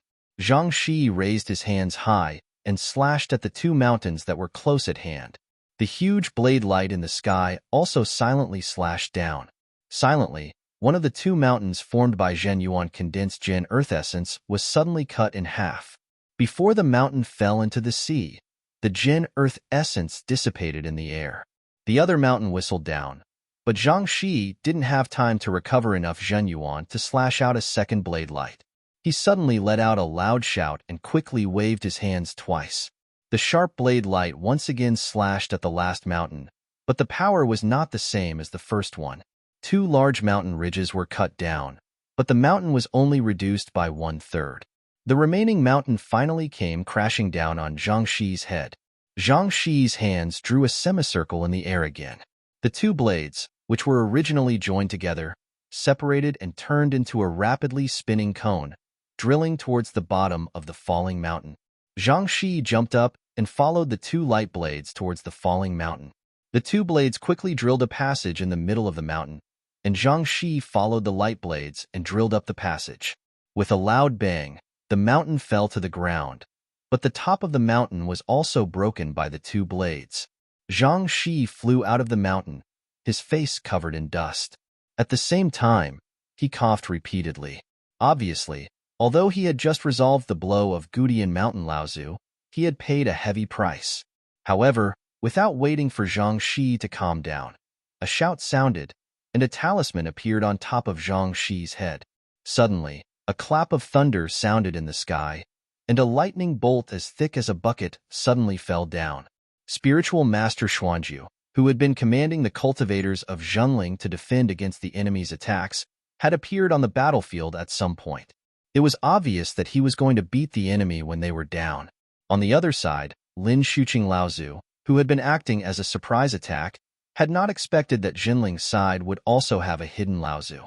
Now, it seemed that although Guotianshan Laozu had not reached the Dharma plane earlier than him, his strength was obviously higher than his. Caught off guard, Lin Shuqing's green flying sword was firmly locked in the air by Guotianshan's flying sword, unable to break free. Guotianshan Laozu had originally hidden his cultivation because he wanted to seriously injure one of the opponent's Dharma plane Laozu. This way, Zhenling's siege on Frost Island would almost be easily resolved.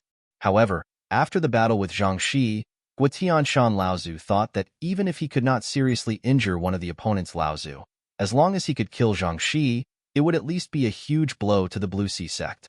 However, Guotianshan Laozu and Zhenling's side did not expect that Xianling sect also had a hidden Dharma plane Laozu, which completely messed up Zhenling's original plan. When Lu Tianling Laozu's Dharma plane meeting was held, Lin Shuqing was only at the 8th level of the core forging realm and was about to step into the 9th level.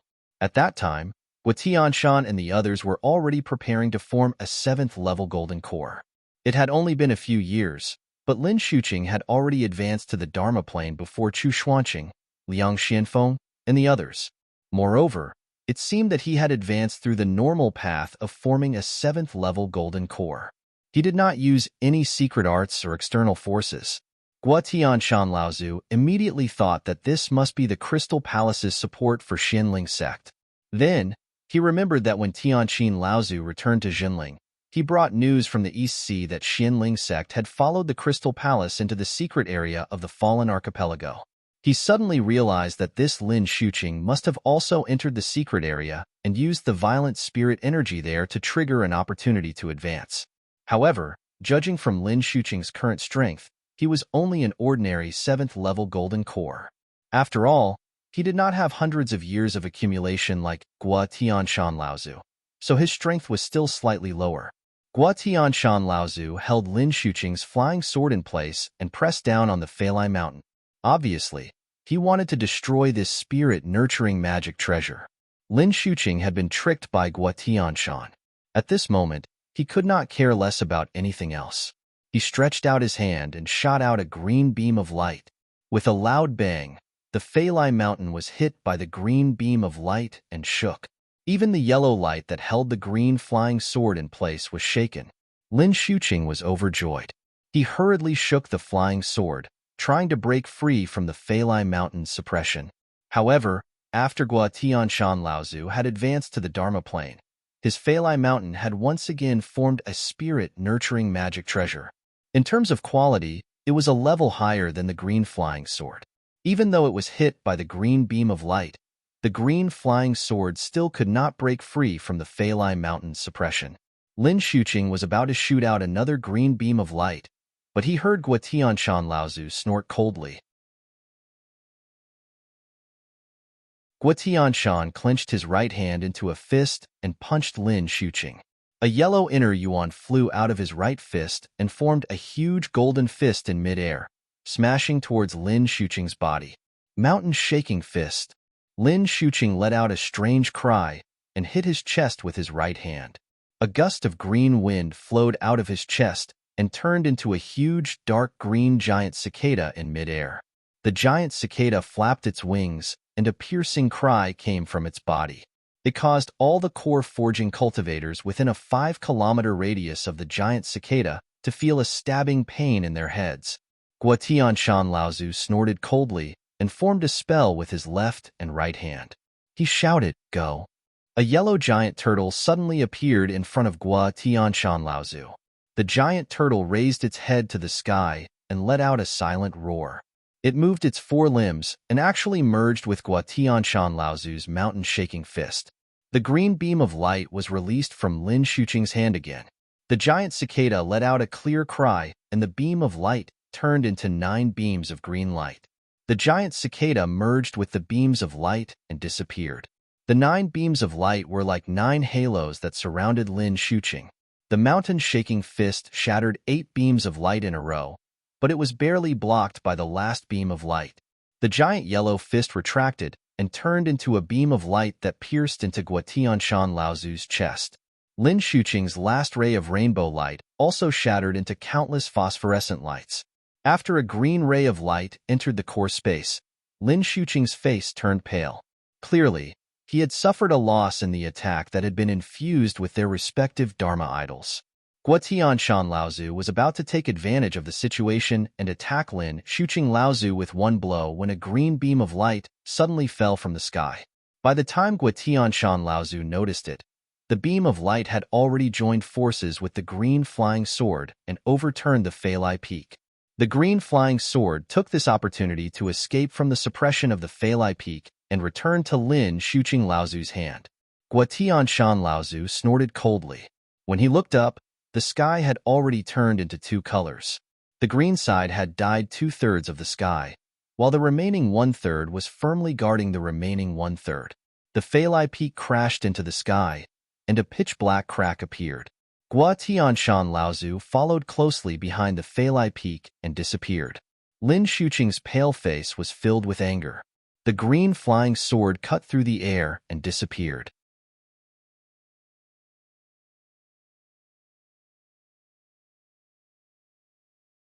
Chapter 603. The disappearance of the 2 Dharma powers, Laozu, allowed the core forging stage cultivators on both sides to fight freely again. Xianzhu Zhenren took the opportunity to sneak attack Zhang Shi. At first, she was quite embarrassed, but Xianzhu Zhenren had just advanced to the 9th level core forging stage.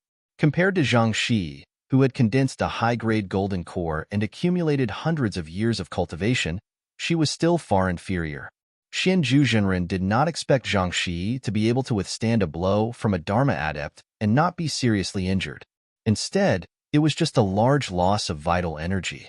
Although she had the upper hand because of the surprise attack at the beginning, as Zhang Shi withstood her continuous attacks, he began to slowly turn the situation around. Xianzhu Zhenren soon fell into a disadvantage. Jinling's side was originally at a disadvantage in terms of numbers. He was only relying on the mystic ice array to resist the opponent's attack. Xianzhu Zhenren was at a disadvantage in the battle with Zhang Shi. The other late core forging stage cultivators wanted to help, but they were entangled by the opponent's cultivators. Xianzhu Zhenren could only barely resist Zhang Shi's attack. Boom! The mystic ice array suddenly shook. Zhang Shi slowly withdrew his palm and blocked Xianzhu Zhenren's attack. Taoist Xianzhu, on the other hand, looked a little angry. Zhang Shi could actually find the time to attack Jinling sect's profound ice grand array while he was fighting with her. This made Taoist Xianzhu feel like he had suffered a great humiliation. In fact, Taoist Master Xianzhu was secretly bitter at this moment. This Zhang Shi is worthy of being a genius cultivator who was as famous as Senior Sister Tianling and the others in the past. Not only did he take a blow from Senior Brother Guo Tianshan, but he was also able to divert his attention to other things. Xianzhu Zhenren knew that she was no match for Zhang Shi. But now, Jinling was already struggling to deal with the opponent's attack. No one could help her. But if she let go and let Zhang Shi attack the mystic ice array, it would be a disaster for Jinling. Taoist Xianzhu took out 9 talismans in a row. Driven by his own unique talisman secret technique, the power of each talisman was no weaker than a minor magical power. The 9 talismans flew towards Zhang Shi together, but Zhang Shi casually threw out a sharp blade and smashed the 9 talismans into pieces. Boom! Zhang Shi sent another palm strike towards the profound ice array. Although the profound ice array was mysterious, Under the attack of a peak core forging cultivator like Zhang Shi, how long could it last? Originally, Xianling sect and Songhai sect had two hidden aces up their sleeves. One was naturally Lin Xuqing, who had been hidden, and the other was Zhang Shi. Unfortunately, Jinling had also hidden Gua Tianshan, Lao Zu. So the main task of breaking Jinling's profound ice array fell on Zhang Shi. As long as Jinling's profound ice array was broken, then Xianling sect and Songhai sect's advantage in numbers would be fully exerted. By then, Jinling would no longer be able to keep the spirit stone vein. As long as the North Sea sect successfully suppressed Jinling this time, then the next step would be to suppress Jinling repeatedly. They must stop Jinling's rising momentum. Jinling's rise was too fast. Gua Tianshan was already Jinling's 10th Dharma adept, Lao Zu. If they didn't suppress Jinling, it was highly possible that Jinling sect would become the next Fei Ling sect in the North Sea. Fortunately, although Jinling had many Dharma adepts, there were no peak Dharma adepts. Otherwise, Jinling's position in the North Sea would be even more stable.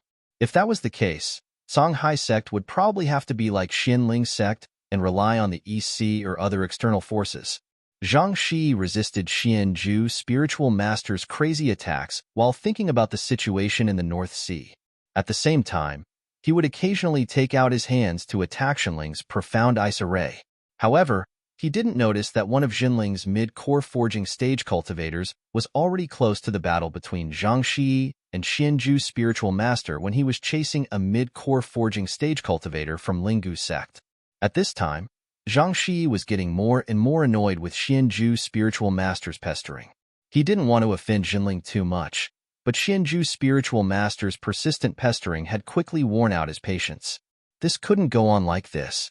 Zhang Shi had a feeling that all along, Jinling's arrangements in the North Sea couldn't be said to be flawless, but at least he hadn't suffered any major losses.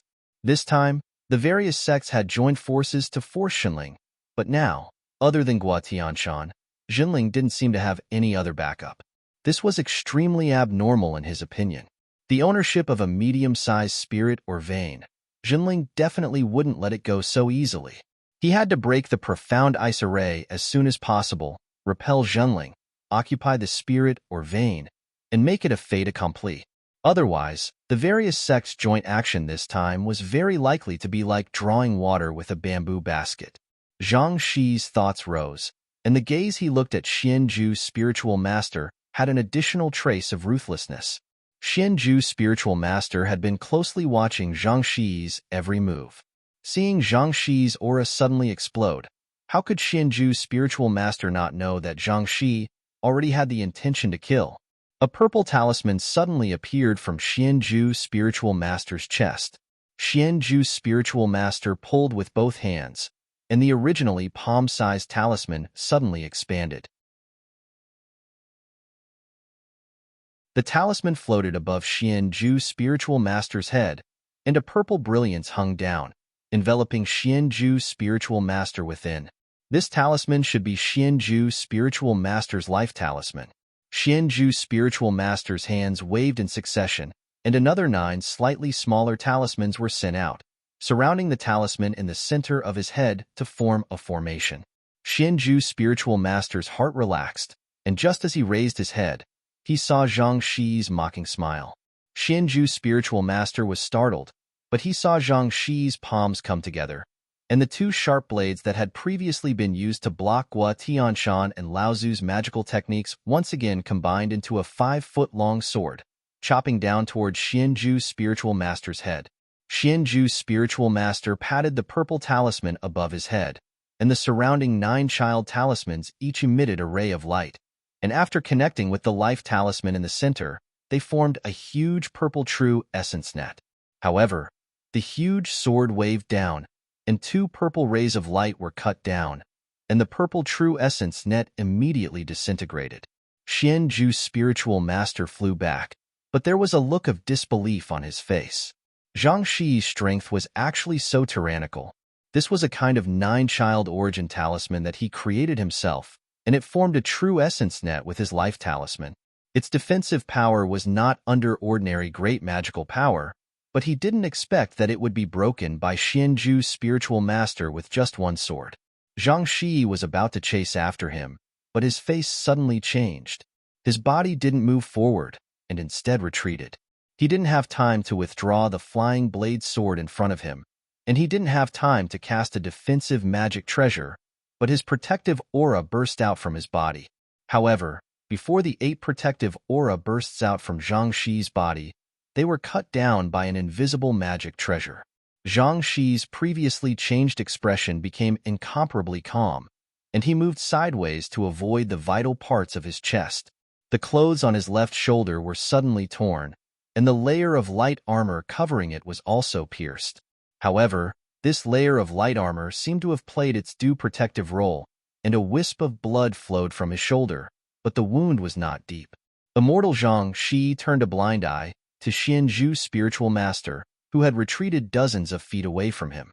Instead, he solemnly turned around and looked at a young cultivator beside him. He frowned and said, "What a brilliant invisible sword technique. So you have broken through to the late stage of core forging state." Lu Ping looked at the mysterious peak core forging state cultivator in front of him, then turned to the surprised Xianzhu spiritual master on the other side and said, "Martial uncle, disciple's cultivation has just broken through, and I want to ask Senior Zhang for advice. At this time, the battle needs martial uncle to personally preside over. Leave this place to disciple." "Nonsense." Xianzhu's spiritual master refused and said, "This person's strength is not before your master entered the law phase stage. Although you hid your cultivation of the late stage of core forging state, but the day of advancement is still short. How can you be his opponent?" A blue light flashed in Lu Ping's eyes. He stretched out his hand and pointed to the void on the left. The golden scale sword turned into a golden light and slashed towards the void on the left. With a crisp sound, the golden scale sword flew back, and a sharp blade suddenly appeared in the void, swaying as if it had lost control.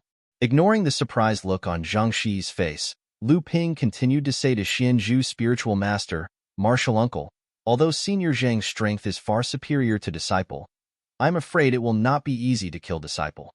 Although disciple is far inferior to Senior Zhang, it will be extremely difficult for Senior Zhang to make disciple stay." Xianzhu's spiritual master still wanted to say something, but Zhang Shi coldly snorted and said, "In that case, neither of you will leave." At this time, Zhang Shi really wanted to kill. Needless to say, Xianzhu's spiritual master, if he didn't kill him, he wouldn't be able to break Jinling's profound ice formation, and the appearance of Lu Ping made Zhang Shi even more afraid. This cultivator, who was still ranked first on the rookie list, was now at the late stage of core forging state. If it was an ordinary cultivator, it would be fine, but to be on the rookie list, there was a hard rule that a cultivator must not have cultivated for more than 100 years. A late-stage core forging state cultivator who was less than 100 years old, and through the exchange between the two of them, Zhang Shi had experienced the strong Jinyuan contained in the nether water sword by Lu Ping. How could he have imagined that his foundation would be unstable because his cultivation rose too fast? This child cannot be left alive. In time, this person will become another Jiang Tianlin. No, he will be a greater threat than Jiang Tianlin. The sharp-edged giant sword suddenly separated in mid-air again. Zhang Shi pushed Xianzhu's spiritual master with one hand and twisted his other hand toward Lu Ping. The two sharp blades formed two sharp blade storms, one for Xianzhu's spiritual master and the other for Lu Ping. Zhang Shi's two sharp blades were very strange. When they were separated, each sharp blade was a spiritual magic treasure condensed with 6 treasured restrictions.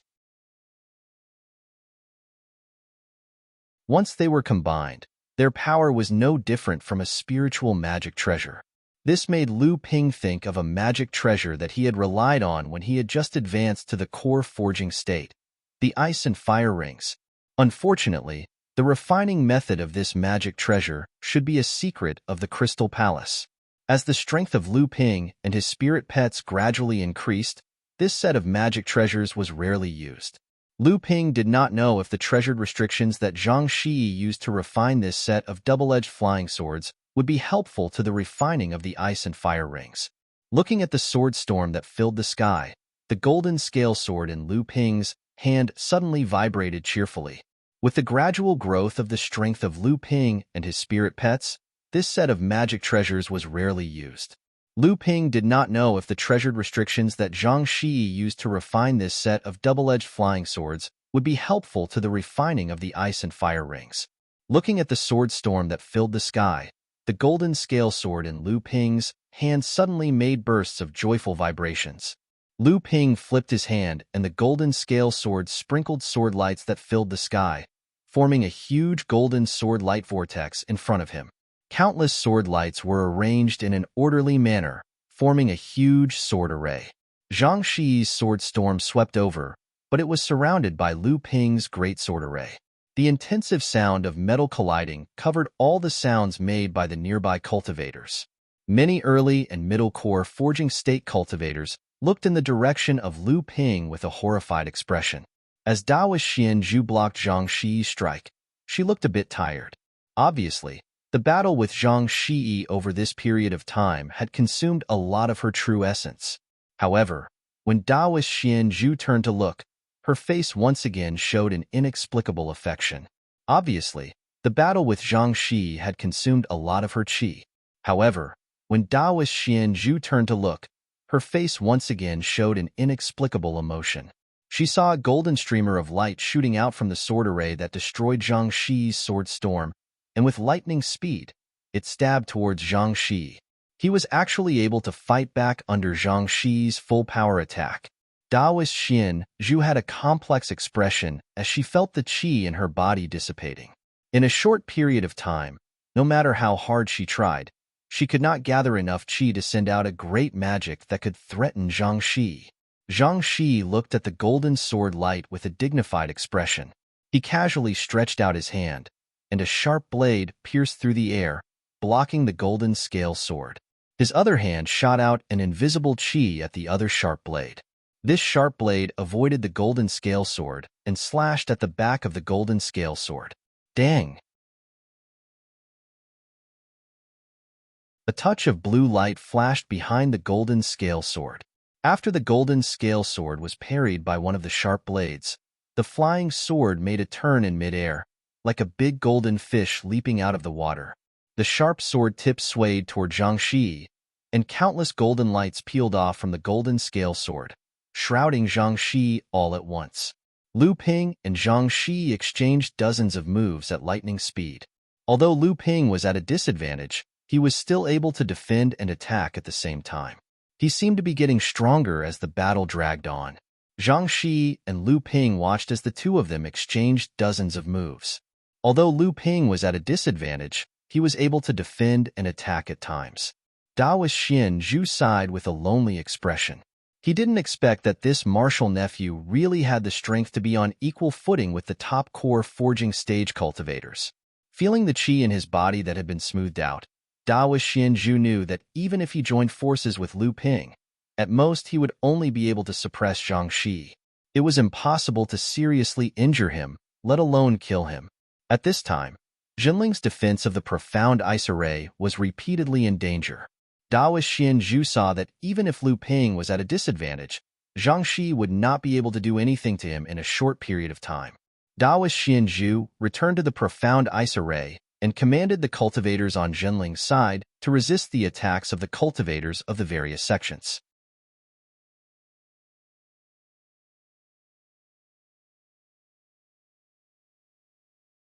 Chapter 604. The Battle of Frost Island was destined to make the two famous in the North Sea cultivation world. One was naturally Jinling's third-generation disciple, number 1 on the North Sea rookie ranking, and the proud disciple of Jinling's first sect master, Lu Tianling Laozu, Pill Master Spiritual Master Lu Xianping. During the Great Battle of Frost Island, this spiritual master had used his sealed cultivation at the 6th level of the core forging realm to defeat Xianling sect's genius sword cultivator, Ouyang Weijian, who was ranked second on the rookie ranking with the Great River Flow's East Sword Art. This had cemented his position as the strongest third-generation disciple of the North Sea cultivation world. After that, he killed a 7th-stage core forging cultivator from the Azure Sea sect.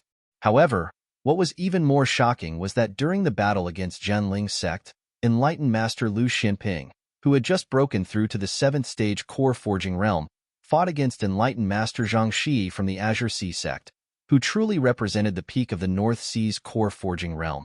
Although perfected Lu Xinping was at a disadvantage in this battle, perfected Zhang Shi could not do anything to perfected Lu Xinping. After this battle, the title of Water Sword Immortal was well-deserved and was no longer limited to the younger generation of cultivators in the North Sea cultivation world. The second famous person was Jinling's formation master, spiritual master Xianquan. The great profound ice formation she set up on Frost Island allowed Jinling's side to firmly defend the medium-sized spirit mine under Jinling's feet, with less than half the strength of the other 6 sections. This prevented the other 6 sects from successfully suppressing Jinling by seizing the spirit mine. The most special thing about the great profound ice formation was that in a battle of great disparity in strength in the cultivation world, the weaker side could only rely on the power of the formation to passively defend.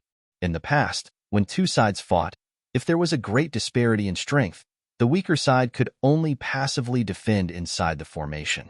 Once they attacked, it was very likely that they would be surrounded and attacked. Therefore, the weaker side rarely had the chance to turn defeat into victory. However, the mystical ice formation that spiritual master Xianquan had designed greatly alleviated the predicament of the defending side. Although a cultivator could not leave the mystical ice formation to fight from a distance, they could freely enter and exit the mystical ice formation and fight with the enemy under the protection of the mystical ice formation. This greatly weakened the advantage of the attacking side, giving the weaker side another trump card to turn defeat into victory. Unfortunately, this magic array was the creation of the current cultivation world sage Xianquan. Even if the other sects wanted to learn it, they would not be able to. In fact, the moment the mystical ice shield appeared, the cultivators from Xianling sect and Songhai sect quickly discovered that the only flaw of the mystical ice shield was the spiritual energy threads that maintained it.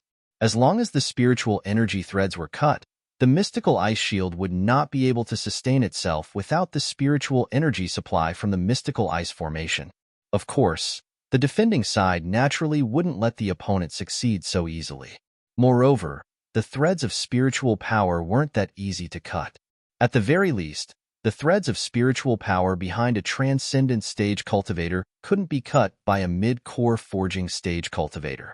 Because of the protection of the mystical ice shield, Lu Ping had an additional protective talisman that was no less powerful than a spirit summoning treasure. This allowed Lu Ping to face Zhang Shi's storm-like attacks, reducing the pressure on his defense by a lot. This allowed Lu Ping to find the right time to counterattack. Relying on his exquisite swordsmanship, the golden scale sword, and the aqua sword, he was able to temporarily restrain Zhang Shi's attacks. The water-controlling flag fluttered in the wind above Lu Ping's head. White lotus flowers floated down from the water curtain, hanging down from the flag. Combined with the mystical ice shield, each lotus flower was able to withstand a sudden attack from Zhang Shi's sharp blade. Lu Ping, who no longer had to worry about his defense, unleashed his swordsmanship with the water nether sword and the golden scale sword to the extreme, launching a battle with Zhang Shi that could be said to be at the peak of the core forging realm. The Great River Flow's East Sword Technique, the 100 Rivers Flow into the Sea Sword Technique, the True Chi Sword Technique, the Torn of Sword Technique, the Green Dragon Disturbing the Sea Sword Technique, the Shapeless Sword Technique, and so on. Each of these sword techniques was at least at the level of a minor magical power, especially the Shapeless Sword Technique. After the Aqua Sword's quality had risen to the level of a spirit summoning treasure, the power of the Shapeless Sword Technique had gone a step further. In Lu Ping's hands, the power of the Shapeless Sword Technique was no weaker than a great magical power sword technique. However, because of the innate strangeness of the Shapeless Sword Technique, the power of the Shapeless Sword Technique was weaker than a real great magical power sword technique. In addition, there were various swordsmanship techniques that Lu Ping had studied and learned, and their power was also quite impressive. Although there was still a gap between them and a real great magical power sword technique, Lu Ping was able to use these sword techniques under the most appropriate circumstances, and he was able to achieve an effect that was similar to a great magical power sword technique. The more Zhang Shi fought, the more shocked he became. In terms of swordsmanship alone, Lu Ping's current achievements were already comparable to those of a true Grandmaster swordsman. Zhang Shi was able to suppress Lu Ping only because he had a much higher level of cultivation than Lu Ping. Furthermore, Zhang Shi could feel that once Lu Ping advanced to the 8th stage of the core forging stage, the one who would be suppressed would be Zhang Shi himself. Who was Zhang Shi? He was a person who could take a blow from a Dharma adept as a peak core forging stage adept and come out unscathed. How many people like that were there in the North Sea, and how many in the entire world of cultivation? Zhang Shi had the intention to kill Lu Ping. Killing Lu Ping might mean killing Jinling's future powerful adept. However, Zhang Shi had to admit that at this moment, he no longer had the ability to kill Lu Ping. Even without the Dark Ice Shield, with Lu Ping's strength, Zhang Shi would not be able to stop him if he wanted to leave. Zhang Shi could call for help from other adepts to encircle and kill Lu Ping, but Zhang Shi could not bring himself to be so thick-skinned. Not to mention Zhang Shi's status in the North Sea cultivation world. Just Lu Ping's identity as a third-generation disciple alone made Zhang Shi's face burn. Moreover, Lu Ping was not a fool. Once Zhang Shi called for help, would he wait for others to encircle and attack him? Just as Zhang Shi was racking his brains on how to make Lu Ping stay, he suddenly noticed from the corner of his eye that Shui Wuhuan, the spiritual master of Shui Yin Pavilion, was fighting with Jinling, a late core forging stage adept. Intentionally or unintentionally, he was constantly moving closer to the area where the two were fighting. Ever since the battle between Lu Ping and Zhang Shi, although the spiritual energy storm caused by their battle couldn't affect the other cultivators like Transcendence cultivators, the power of their sword techniques still caused some weaker cultivators to hide far away, leaving the battlefield between Zhang Shi and Lu Ping completely empty. Zhang Shi's heart moved, and he suddenly remembered a rumor from decades ago in the cultivation world. It was said that when Lu Tianling had just become a Transcendence cultivator, he once took revenge for his disciple, Lu Xianping, and destroyed a great ability that Shui Wuhuan had painstakingly cultivated. Finding Lu Tianling for revenge, Shui Wuhuan naturally didn't even think about it. At this moment, Shui Wuhuan was taking advantage of the chaotic battle to get closer and closer to the battlefield. Her goal was naturally self-evident. Zhang Shi was just worrying about how to use others to surround and kill Lu Ping. So seeing Shui Wuhuan like this was exactly what he wanted. Looking at Lu Ping, who was focused on attacking him, Zhang Shi pulled himself together and threw himself into the battle with Lu Ping with all his strength. He had to attract all of his attention. Only then would Shui Wuhuan have the chance to succeed in her sneak attack. Ever since Shui Wuhuan's great ability was destroyed by Lu Tianling, her cultivation foundation had been greatly damaged. In these past few years, Shui Wuhuan's cultivation could be said to have stagnated.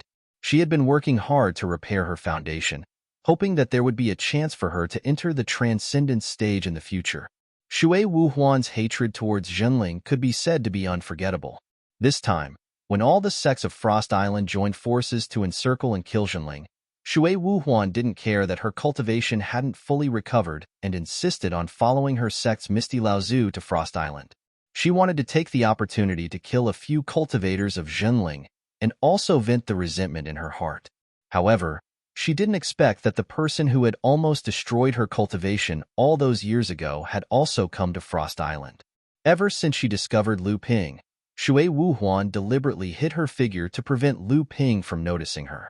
However, what shocked Shui Wuhuan was that in just a few decades, Lu Ping's cultivation had already reached a level that left Shui Wuhuan dumbfounded.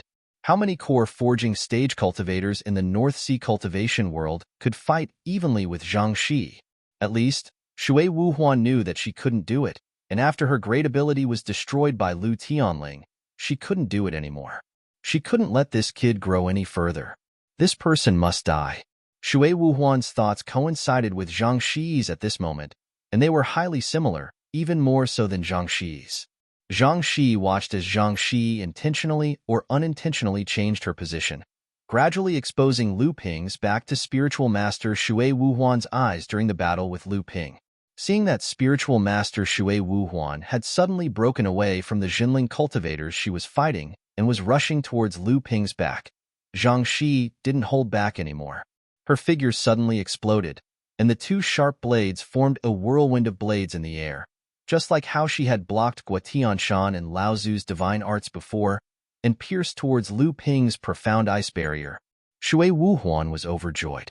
The water mist muslin in her hand shot out, and like a spirit snake, it shot towards Lu Ping's body to bind him. However, what the two of them didn't know was that, in terms of cultivation, Lu Ping was the weakest of the three. In terms of strength, Lu Ping couldn't compare to Zhang Shi, but in terms of divine sense cultivation, the two of them were far beyond Lu Ping's reach. Even Zhang Shi's peak core forging cultivation wasn't enough. With such a divine sense cultivation, Lu Ping could see everything around him. So how could he not discover the sneaky Shui Wuhuan behind him? The reason why he pretended not to discover her was because Lu Ping had a bold idea. He wanted to use this opportunity to kill Shui Wuhuan in one fell swoop. Just when Shui Wuhuan thought that under her and Zhang Shi's joint attack, Lu Ping would definitely be seriously injured, she saw the moment her water mist muslin bound Lu Ping. Lu Ping's entire body suddenly turned into a ball of flowing water. Shit, I've been tricked. Shui Wuhuan panicked, and then she heard a sudden clap of thunder above her head. You're tuning in to the Warrior Lore YouTube channel. Don't forget to subscribe and join us on this journey to catch the most captivating stories.